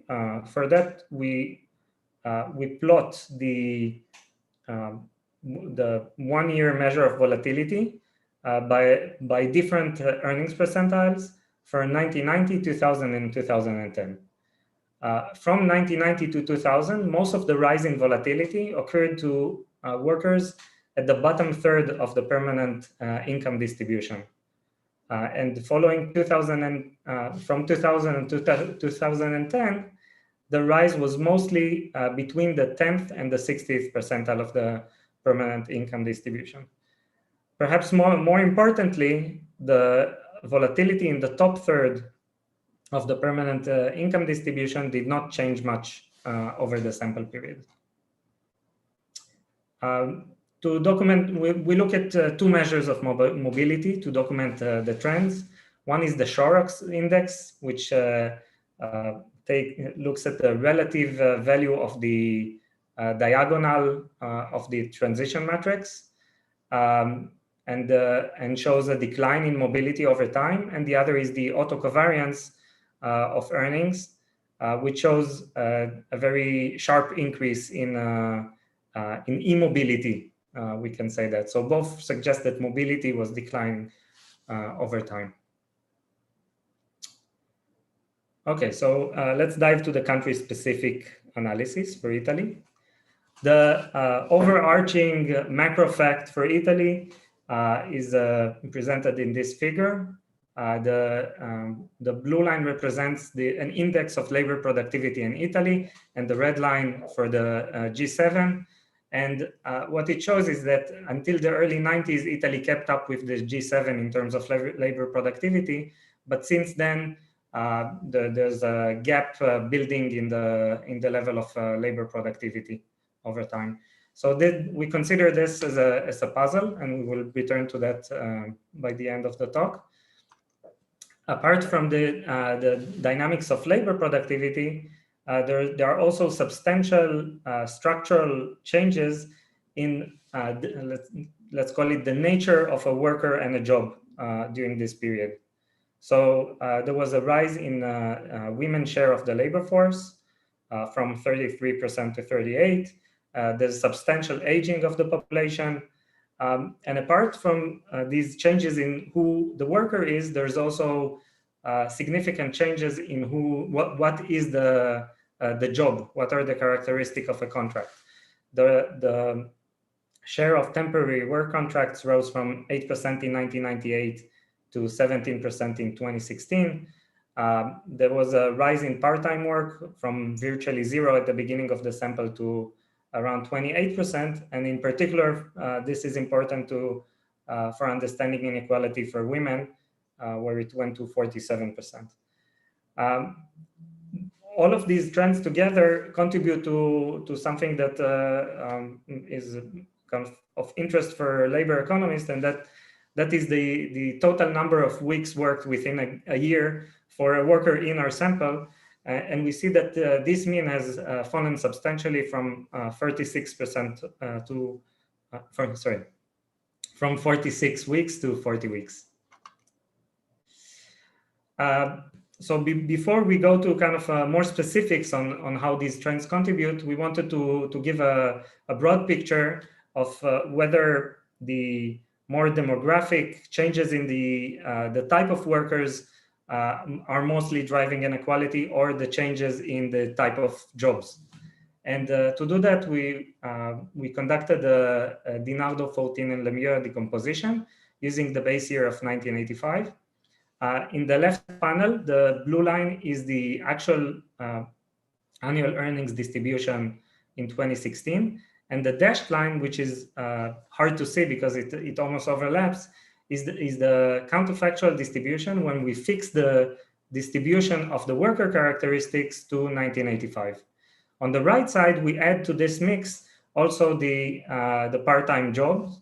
And what this shows is that part-time jobs contributed dramatically to the shape of the distribution, to inequality, and in particular to the change the distribution of earnings for the lower part of the distribution. So in the country-specific analysis, we exploit the special feature of our data, which is that we observe the weeks worked and the contract type. And we focus on three main questions. One is to distinguish between the role of hours and hourly earnings in driving the core trends that I presented before. Then we're going to focus on the temporary contract and see whether we can find support for a theory of a stepping stone, that is, temporary contracts allow younger cohorts to more easily get into the labor force, or that these are just low quality jobs that just delay the entry into the permanent and the beginning of the serious career of young workers. And finally, we're going to take kind of these results and try to give some direction to the question of the productivity puzzle through the theory of human capital. So let's start with the hours versus hourly earnings. we have data on weeks worked and we have data on part-time status. Using different sources of data, we could calculate the mean hours for full-time and for part-time status, part-time job, and impute the number of hours worked within the year for any given workers. With this information, we can decompose the annual earnings into the number of weeks worked and the hourly earnings. And if we do that in logs, it turns out to be convenient additive statement. So using this, this expression, we can decompose inequality into the contribution of hours, the contribution of hourly earnings, and to a cross term. And we can do the same to decompose the volatility. And the question here is, which one of these components is driving the trends that we see in inequality and volatility? So starting with inequality, for each year, the black part shows the variance of log hourly earnings. The white bar represents the variance of log hours, and the gray part is the cross term. And what it shows is that the rise in the variance of hours alone can explain 58% of inequality. And if we take, let's say, a less conservative view and also include the cross term, the covariance, as part of the effect of increasing the variance of hours, then these two components account for 82% of the distribution. This also suggests that the workers that are working less than full time are also concentrated in low hourly earnings jobs. If we do the same exercise but for volatility, we find that the rise in the volatility of hours completely dominates the distribution and also explains virtually all of the trend. Interestingly, now this is related to previous work that Davide and I did, where we focused only on full-time workers and did a similar decomposition into the number of weeks worked within a year and the weekly earnings. And in that analysis, what we show is that also the third moment, or the skewness of the distribution, is driven to a very large extent by changes in the number of weeks worked from year to year by workers. And this works both in the 1 year measure of skewness and in the 5-year measure of skewness. And compared to that, skewness that we find in weekly earnings is relatively mild. So going next to the question of the effect of temporary contracts. So these temporary contracts were not necessarily introduced but reforms that came in somewhat in response to the slowdown in productivity, gradually removed restrictions on the type of jobs that could have temporary contracts. And what we see in the data is that there is a rise in take-up of temporary contracts, and one of their main effect is that they account for nearly half of all separations in the last year in the sample. So our question is, what is the effect of these temporary contracts? And what I'm going to show is first evidence for a dual labor market in which the temporary contracts predominantly are taken up by the younger cohorts and do not affect as much the older cohort, and also show direct evidence for the contribution of these temporary contracts to the measured volatility. So what this figure shows is the share of temporary contract for different cohorts. The top cohort, the blue cohort, is the one that was born in the 1980s, and it has a dramatically higher share of jobs that are temporary. So this data only starts in 1988, unfortunately, but it seems like also that within cohort, we don't see a decline over time in the share of temporary contracts. So there's not much support to the hypothesis that young workers take up first temporary contract and that helps them get into the more stable permanent contract later on. If we look at the volatility by cohort, so I apologize for the different colors, but the volatility of that same cohort that was born in the 1980s here in the red line is also substantially higher than the other cohorts. And the question is then whether we can find direct evidence for the contribution of these temporary contracts to the rising volatility. And we do that using a regression analysis. So we first calculate for each worker a rolling 3-year individual level volatility by taking the simple measure of variance of earnings growth. And then we regress this measure of volatility on a set of separation dummies that we can observe the cause of the separation. And a bunch of controls that are listed here and account for the gender, occupation, age profile, and also for whether the worker switched employer or not.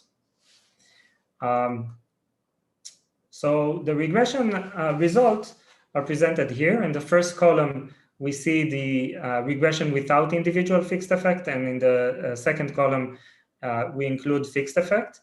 And the coefficient here for the end of contract and the coefficient for the contribution of layoffs to volatility is almost identical. And in fact, when we do a statistical test for the equivalence between them, we get a huge p-statistic, which means that we cannot reject that this is a very similar event in terms of the earnings history of a worker.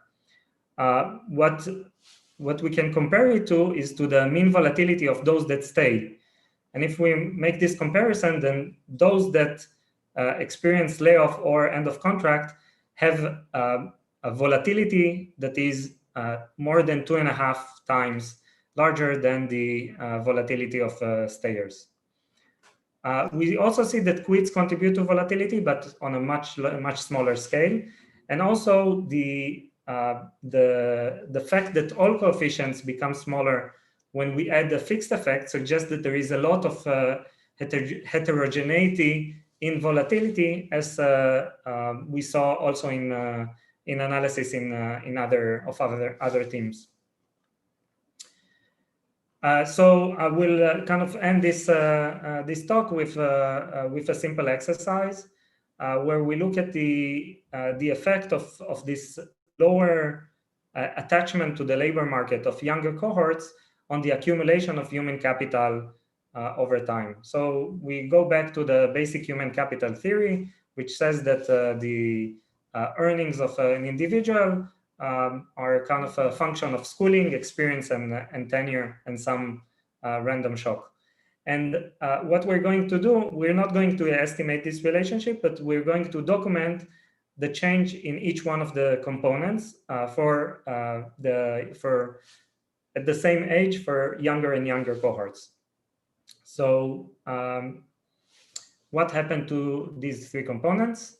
So on the top left, we can see the effect on the labor experience, and the labor experience at age 35 declined from around 400 weeks to around 320 weeks, a decline of almost 2 years in experience by the age of 35. And when we also look just at tenure, which is defined as the weeks worked continuously with the current employer, we see also about a 20% decline in tenure. A measure of schooling that we get from other sources suggests that there was an increase in schooling, but perhaps lower than in other countries. So if we combine these trends, we can think of the stagnant labor productivity as a combination of these trends. So let me conclude. we document a significant rise in inequality and volatility in Italy. We compare the role of hours and hourly earnings, and we find that hours can explain most of the rise in both inequality and volatility. And then we explore the role of new contracts and show that part-time explains a lot of the rise in hours inequality, and end of temporary contracts drives the volatility trend. And we find relatively weak support for the stepping stone hypothesis. Finally, we are thinking about the role of these features of the labor market and the decline or in the stagnation in labor productivity, and we intend to keep exploring that in the final version of the paper. Thank you. Okay, thank you very much, Sharon. Any question? The co-authors have been extremely efficient and effective in answering the questions in the chat. So I think we're covered with respect to all the questions that were asked there. Is there any additional comment or question, suggestion? I think there was one point that Kjetil raised. I'm gonna just repeat it. Which I mean, we know that in Italy there is it's almost like a dual economy. You know, the north and the south. The north is much more developed and rich and grows at a faster rate, and than the south. So you know, it would be interesting to try to see whether the different productivity growth between north and south is also reflected somehow in different sort of cross-sectional and longitudinal statistics. You could simply just split geographically the sample to regions, into sort of large regions, and compute some of these statistics separately, and it would just be sort of interesting to document. Yeah. We did a little of it, but we can do more. So I think the inequality in the south has been more stable than in the north. But other than that, we need to yeah, I think there's very an issue of like zeros or non-participation. That is sort of really a dominant factor. But in the chat, we discussed about that, and it seems that you guys have taken care of this in some way. So. Anything else? So just on that point, do you guys have like a ballpark number about the average income in the north and south? How do they behave after 93? Like a within kind of decomposition. I understand that within the south, inequality doesn't grow much, but are the two kind of regions diverging, and what fraction of the total rise is due to that? That would be interesting to know if you don't know right now. Yeah, I don't remember on top of my head. I remember we did some of these regional pictures, and we might actually have shown some of this, in the Stanford conference. But I mean that's a good thing that you guys raised this point. So the only thing that I think I produced is that unemployment rates actually declined faster in the south than in the Northwest during the time where aggregate unemployment was declining. So that's because a lot of these, more unstable employment relationship, like these temporary contracts, etc., were used more, with a higher frequency in the South rather than the North.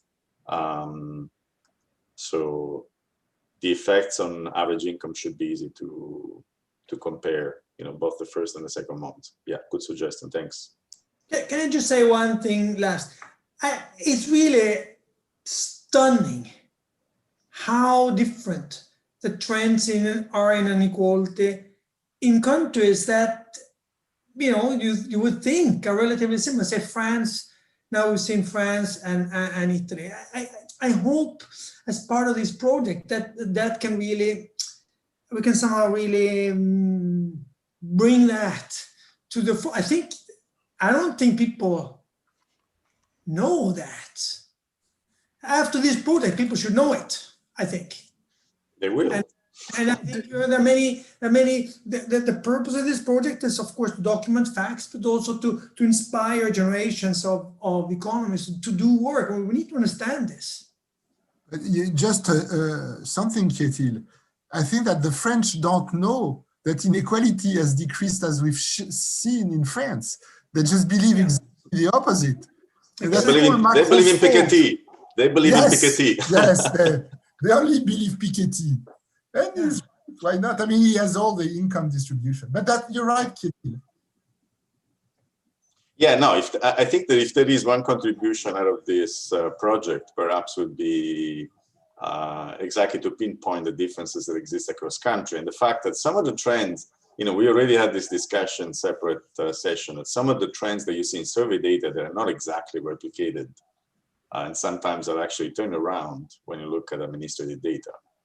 But it's also, I think this is an important point, but it's also that I think, a lot of the discussion and rhetoric in the the public and in policy circles about inequality is really about the evolution of inequality at the very top, and sometimes the dynamics of that and the rest of the distribution are kind of different. Yeah. So it's important to to document the the entire distribution, and for many aspects of policy, it's much more important what happens in the bottom half than the top 1%, say. Absolutely. Yeah. Anyway, we're subtracting time to the breakout rooms and to feedback for the Mexico and Italy team. So why don't we move to breakout rooms and see you again in 15 minutes, at 12 minutes to be exact, at 11.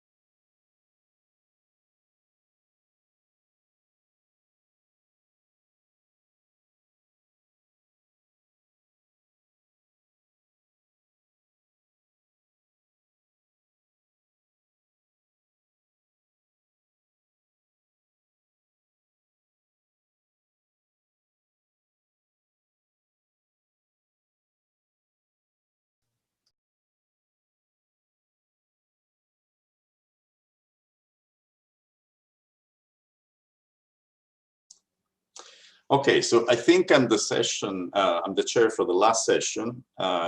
So we have a request from the UK team, which is they have some slides that they cannot live stream for confidentiality reason.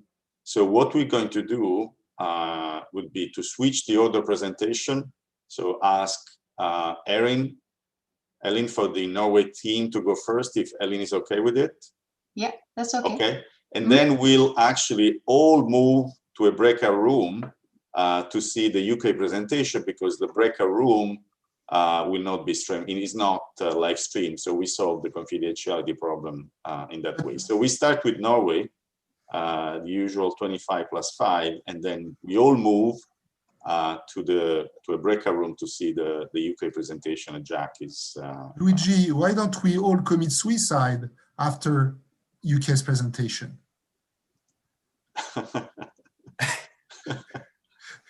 That will solve the problem. French humor. Our computer shut and explode in 5 seconds after. Exactly, French joke. French joke, yes. a French joke which takes some time to understand. It's like one of those French movies. Thank you, Francis, for the black humor. That was really black. Okay, so Ellen, take it away. Thank you. And sorry, just one last thing. Both Serdar and Sergio are in the chat room monitoring it, so they will answer the question that come up. Thanks. Okay, can you see my slides?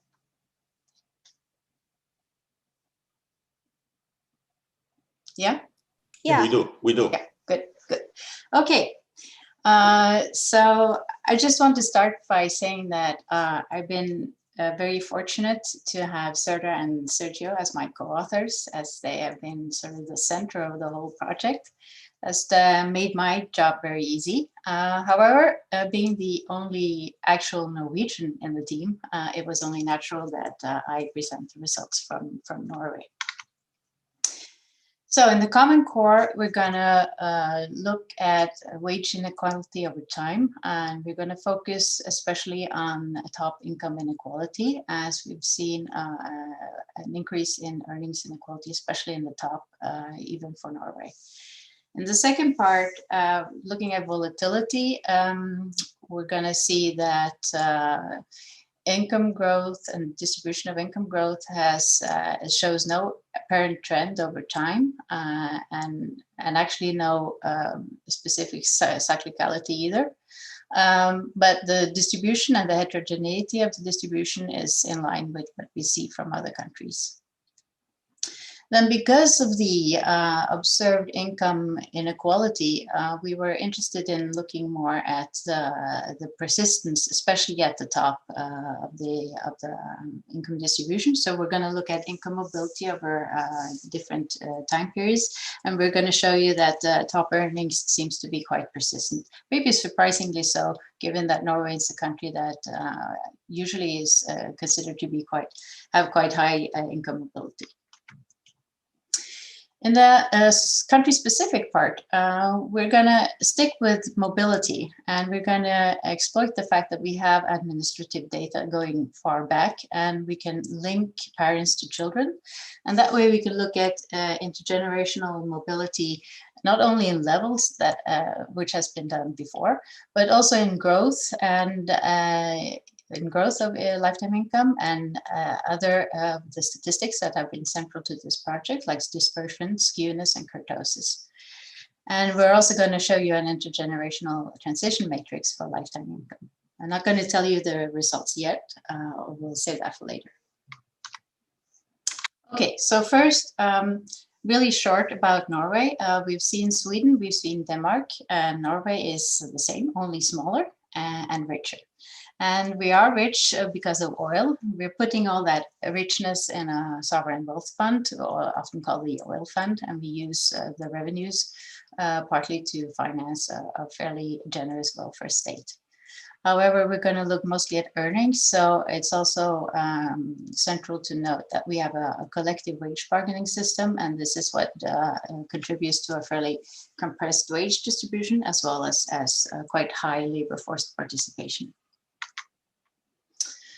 The data that we're using in the core part is mainly tax records. These are the best and the most detailed records we have on income.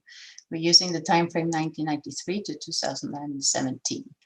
In the tax records, wage is reported including a few work-related benefits. So we're going to use another register to ease those out so that we end up with a variable that is purely wage and salary income. However, it's a quite comprehensive income concept, wage income concept, similar to what Søren presented yesterday.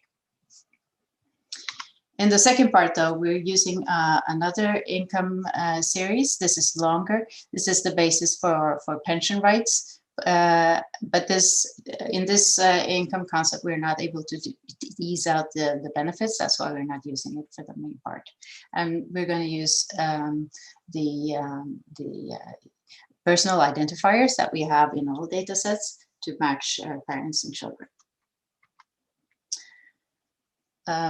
A few points about the main sample. We have about 2 million observations per year. There's a slight increase in the female labor participation rate. There's a substantial increase in the fraction with a college degree, and there's a slight aging of the population.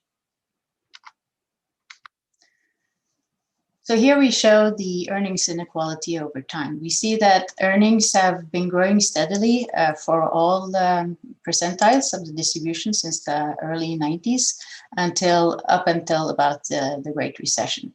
After that, it tapered out a little bit for men, and it's been basically flat. But it's been growing more steadily for women. However, we see that the top has been growing with a higher rate than the lower part of the distribution, so that the earnings inequality has been increasing over time. We see this maybe even more easily when we look at the evolution of top income shares over time. We see how the top has grown at the expense of the bottom part of the distribution. But again, that it's tapered out a bit after the Great Recession. So it's interesting to see that even for a country like Norway, where the income distribution is fairly compressed and there's been quite equitable growth, we still have a quite pronounced increase in top income inequality.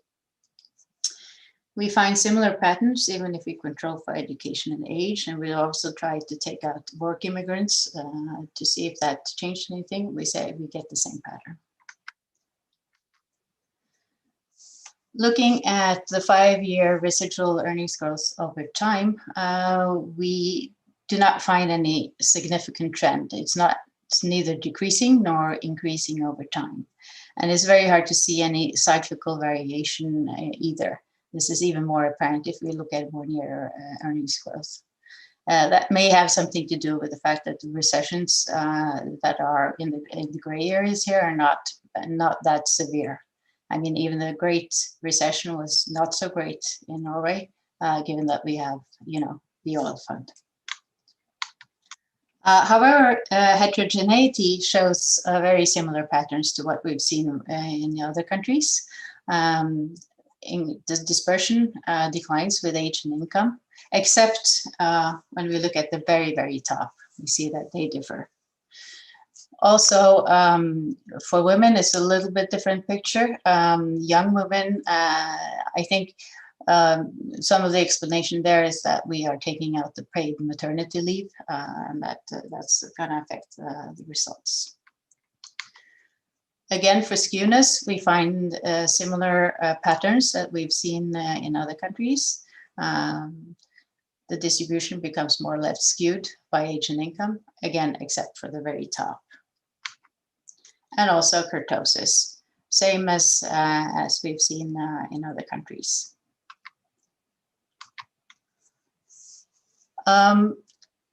So moving on to mobility,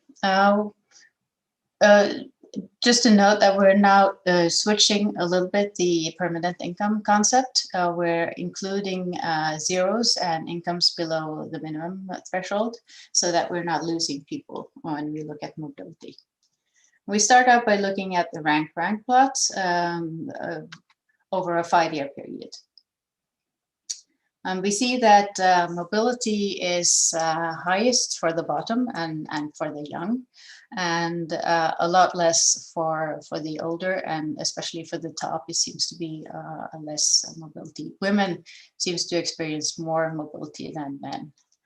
However, we believe that this figure does mask some important differences, and also we would like to know not only, I mean, the aggregate mobility and whether they move up or down. We would like to know exactly where in the distribution do they move from given a specific rank, to which rank will they move. Also, we saw in the sample that there are about 10% of males that have very little permanent earnings. So we wanted to dig into and see what kind of other income do these people have. We're going to look at this with a transition matrix, and we're going to do for part of the distribution, we're having quite broad groups, and then we're going to be more and more detailed as we move up towards the top of the income distribution, so that we can focus more on the top. And then we're going to do a separate, looking separately at those with very low income. So this matrix has a lot of information in it. I'll try to highlight the most important ones. First of all, you see that there's quite a large concentration along the diagonal. And the diagonal are those who are immobile over time. This is a period of 5 years we're looking at. And those who move, they move maybe just one notch up or down. And this is kind of an artifact of the fact that we have such a very compressed income distribution. When you look at relative mobility measures, it's easy to move between the deciles or the ranks. So we end up with aggregate measures of income mobility that shows that it's quite high in Norway. But actually, when you look at this, you see that most of that mobility is very concentrated along the diagonal. And in particular, if you look at the blue box that we have highlighted here, you see that actually almost 50% of the workers who are in the top 1% are still in the top 1% after 5 years. So we think that's quite a surprisingly high persistence at the top. And even almost all of the workers who are in the top 0.1% in the distribution in T+5 were already in the top 5% in the year T, and very few of them moved down.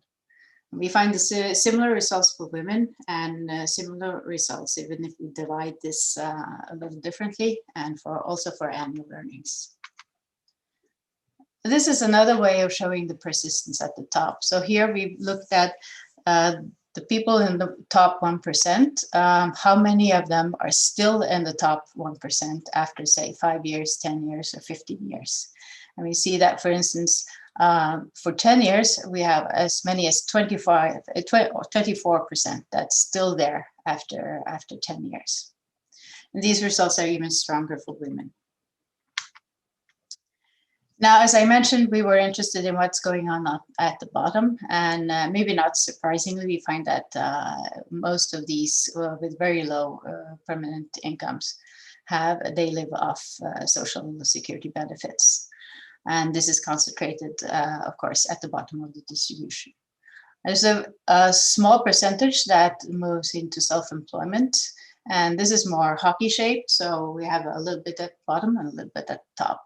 But you see that this is not a big part of the earnings in Norway. Okay, so moving on to the country-specific part. There have been a lot of studies of intergenerational earnings mobility, but most of this literature focuses on levels, and they measure intergenerational income elasticities or rank correlations across generations. We wanted to go one step further, and we think this is kind of new. We wanted to see if there's correlation also in not only levels, but also in lifetime income growth, and even in dispersion, skewness, and kurtosis between generations. And also we wanted to look at the entire intergenerational transition matrix rather than just a single earnings elasticity. And for this, we use an administrative data set that goes back to 1967. It has a more comprehensive income measure because it's used for calculating pension rates, and we're not able to separate out the government transfers. But we've seen that self-employment is not a big part. Government transfers is, but we're going to use these to calculate lifetime income. So it's going to be less of a problem than if we were to use this to compare trends over time, for example. And we're going to keep only those who are matched to their fathers, and we're going to drop individuals with less than 3 years of positive income and those who live abroad. We're going to use two approaches. First, we're going to take each individual and look at their entire income history. And we're going to,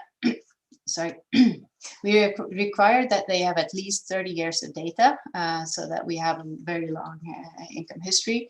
And then we're going to regress this on age and aggregate income to control for age and time effects. Then we're going to use the residual, the red epsilon here, and we're going to compute dispersion, skewness, and kurtosis for each individual. And then we're going to compare these measures across generations.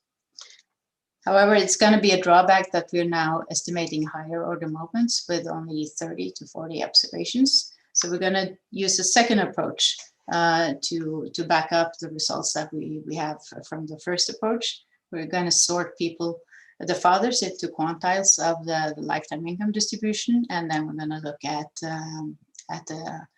at their children's income growth and how it's distributed across the fathers' quantiles. It's going to look more like the pictures that you're familiar with. Okay, so here we have in the left panel, we have lifetime income levels, and in the right panel, we have lifetime income growth. So looking at levels, we find the positive correlation that is similar to what's been found in previous papers. We can even compute the elasticity here is 0.16, which is actually exactly the same that has been found by others. You see that we here have sorted the fathers into bins, and then we have calculated the average for the sons in each bin. That's why the magnitudes are so different. But we see that there's in addition to the positive correlation between levels, we find also a positive correlation in income growth. And we find the same result for women. Here we see that. And we have like 2-3 minutes if we want to leave a little bit of room for questions. Thanks. Yeah. Okay. So here we see that we find that the dispersion also has a positive correlation. So fathers with more volatile income have sons with more volatile incomes. And we find there as a positive correlation between the skewness of income growth across generations as well. For kurtosis, we find less strong relationship. For 5-year growth, it's actually flat, so not so much. As I said, we have a second approach that we try to use to corroborate what we found. Here we sort by lifetime income of fathers, and we show that high-income fathers have sons with more volatile incomes. We see it is a more U-shaped, so it's also higher for those with poor fathers, but it's especially strong for high-income fathers. They have sons with high. Ellen, sorry, I made a mistake. You have actually 5 more minutes. Okay. Thank you. No, it's okay. And this result holds even if we control for the son's permanent income. We see the same for daughters. Here it's even more flat, and then it's more pronounced for the very top. And we find the same positive correlation for skewness, which means that the skewness increased by the father's permanent income. So fathers with low lifetime income, they have sons that are more prone to have large negative shocks. And if you have a richer father, then your skewness is more close to 0. And given the result in the previous graph, this implies that this is driven by a longer right tail. And for kurtosis, we also find a correlation. However, this is more the inverse U that we saw for the standard deviation. But again, we find a positive correlation. A correlation where rich fathers have sons with less with more spread out incomes. So this is the final graph I'm going to show you. This is the intergenerational lifetime income mobility matrix. And again, we note that there is a high concentration here at the top. So we see that top earner men are mainly coming from richer families. And going the other way, I mean, poor sons of poor fathers rarely reach the top here. But note that sons of rich parents are more likely to fall. So it seems that it's hard to climb, but it's easy to fall. And this is kind of interesting, given that Norway is usually considered to be a very equitable country with equal opportunity for everybody. And still we find this kind of strong concentration at the top and the difficulties of climbing the social ladder, even for Norway. Okay, so summing up, we find a lot of equality and stability, but still, Norway does not seem to be immune to the recent increases in top income inequality. We find that the higher order moments of income changes are similar to those from other countries, but we don't find any trends over time and no cyclicality in income changes over time. And then we find that top earning states are quite persistent. For the intergenerational part, we also find quite persistent states at the top. So top earner men are mainly coming from richer families. And we find that there is a correlation between income growth, dispersion and skewness across generations. And one can only speculate as to what the reasons are, but it seems that it could be for instance, that there is some kind of correlation in the occupations that they choose. It could be they have similar attitudes to risk, or it could be that if you have a rich family, it's easier for you to choose a riskier career. We think that these facts open up for very interesting questions for further research. Thanks, Ellen. And yeah, these results are very interesting. And thanks to Sergio and Serda for also being very efficient in the chat. So a lot of the questions, I think they were, so maybe if I could summarize a couple of themes. One was how much of the correlation, intergenerational correlation between parents and children was coming from the occupational side, so occupational choices, I mean, I would think, public sector versus private sector would be something that it would be a pretty good explanation. So sorting into more stable employment or occupation. I think we can do one better. We have been talking about using educational codes. We have quite detailed educational codes going all the way back to 67 as well. And at least for some types of educations, like being a lawyer or a doctor and an engineer, we can identify that from education, even though we don't have occupation.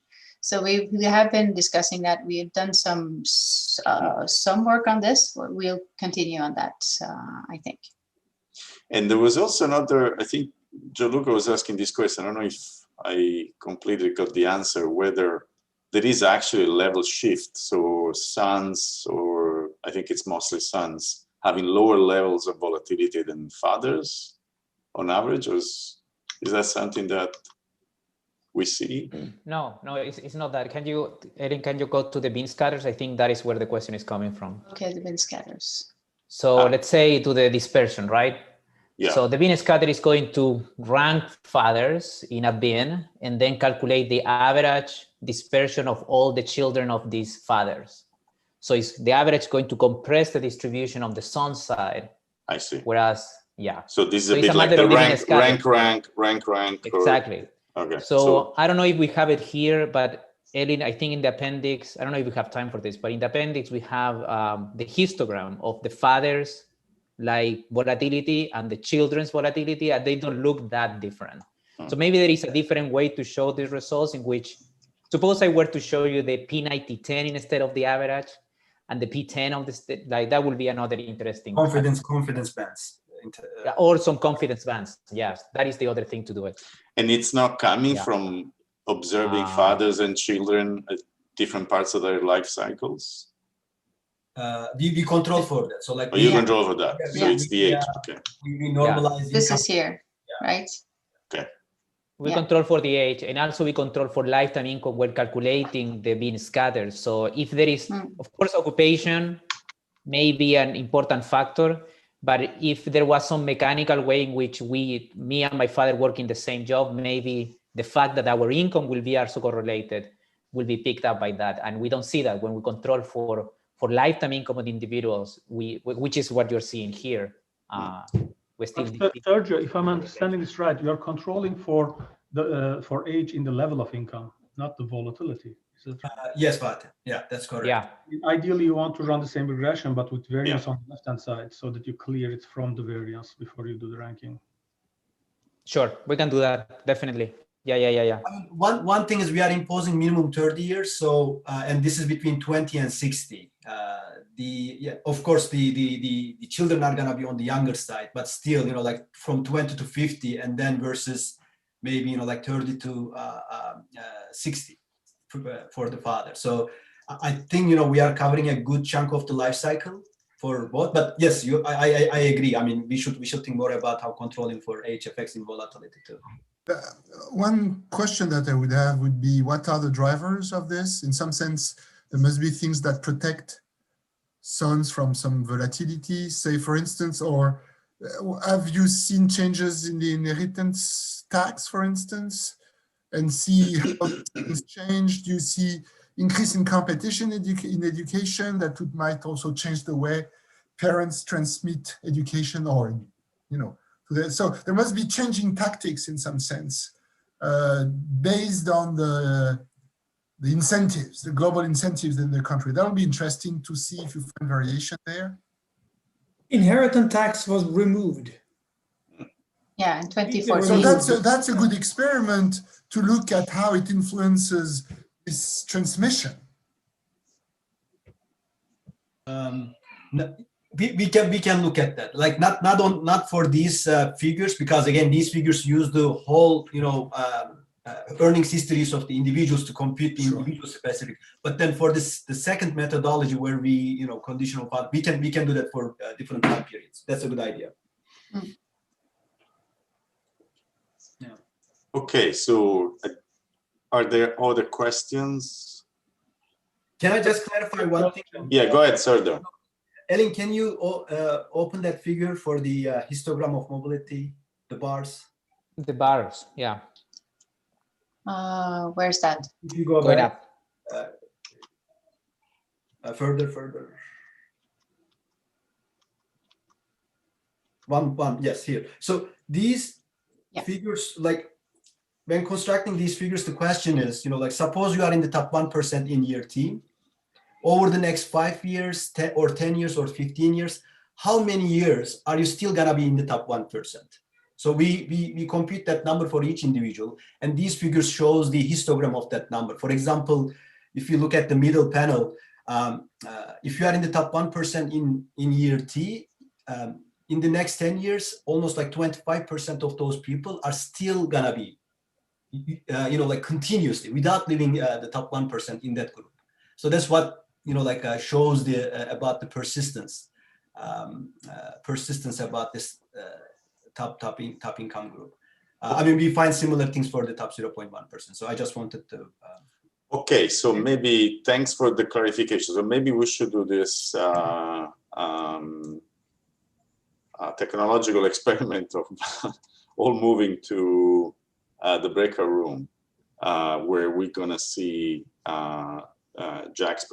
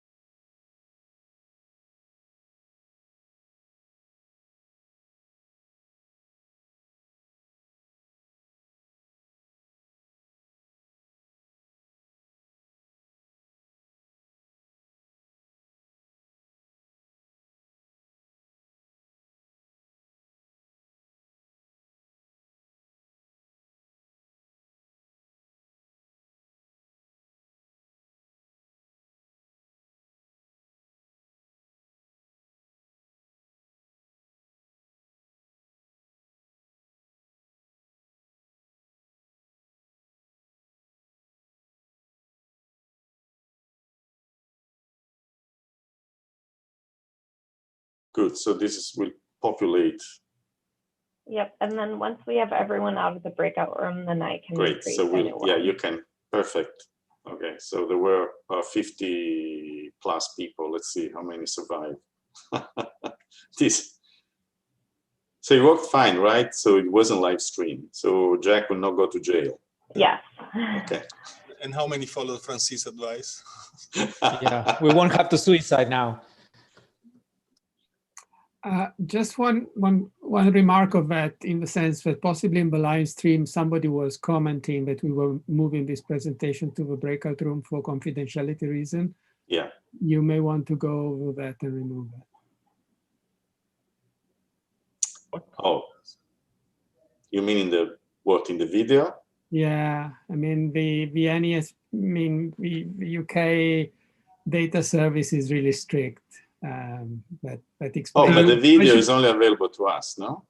I thought it was on YouTube. This is what Gianluca told me. Yeah, but I don't understand. What is the problem? I thought that Luigi was saying we are going to move from the UK data to the breakout room for confidentiality reason. Really, you couldn't show that at all unless they've been approved. Yeah, so it should be clear, everything's been approved. Okay. It's just the UK data service is extremely strict. Yeah, and I know. Even as you know, and even talking about the stuff, I'm not comfortable with the risk. I'm writing out my job market paper, and if I lose data access, then it's bad. No, that's so everything has absolutely been cleared. That should be clear. So just for the people from the Secret Service that are listening to us, we didn't violate any rule. No, we did it. We were very careful. All right. So shall we do the breakout room location now? There's still a few people coming in. But Yes, we just got everyone back, so I will set that up. okay, so after the breakout room, there will be this discussion about logistics. So in case you want to rejoin after the 15 minutes. Yes. Actually, it's quite important that at least one representative of each team listens to the. So don't leave because we're going to talk about. It's just going to be another like 5 or 10 minutes, no more than that. Okay. So here's the breakout room.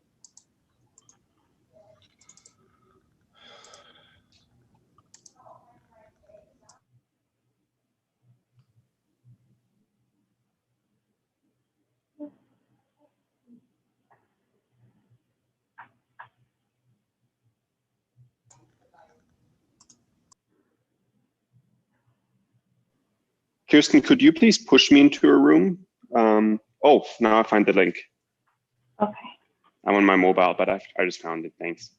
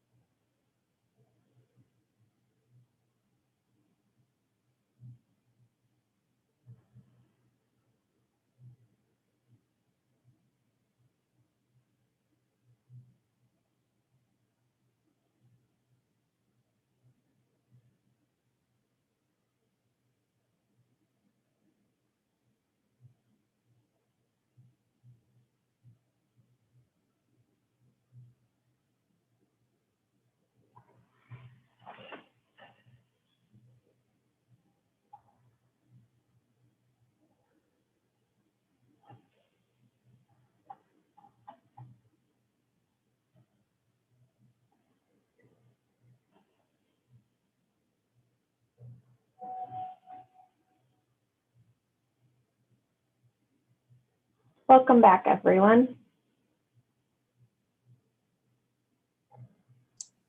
Okay, so I'm not sure who should take the, Gianluca, do you want to take the lead?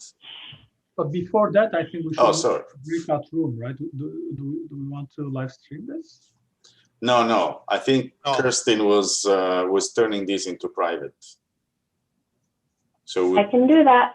Okay, yeah, why don't you?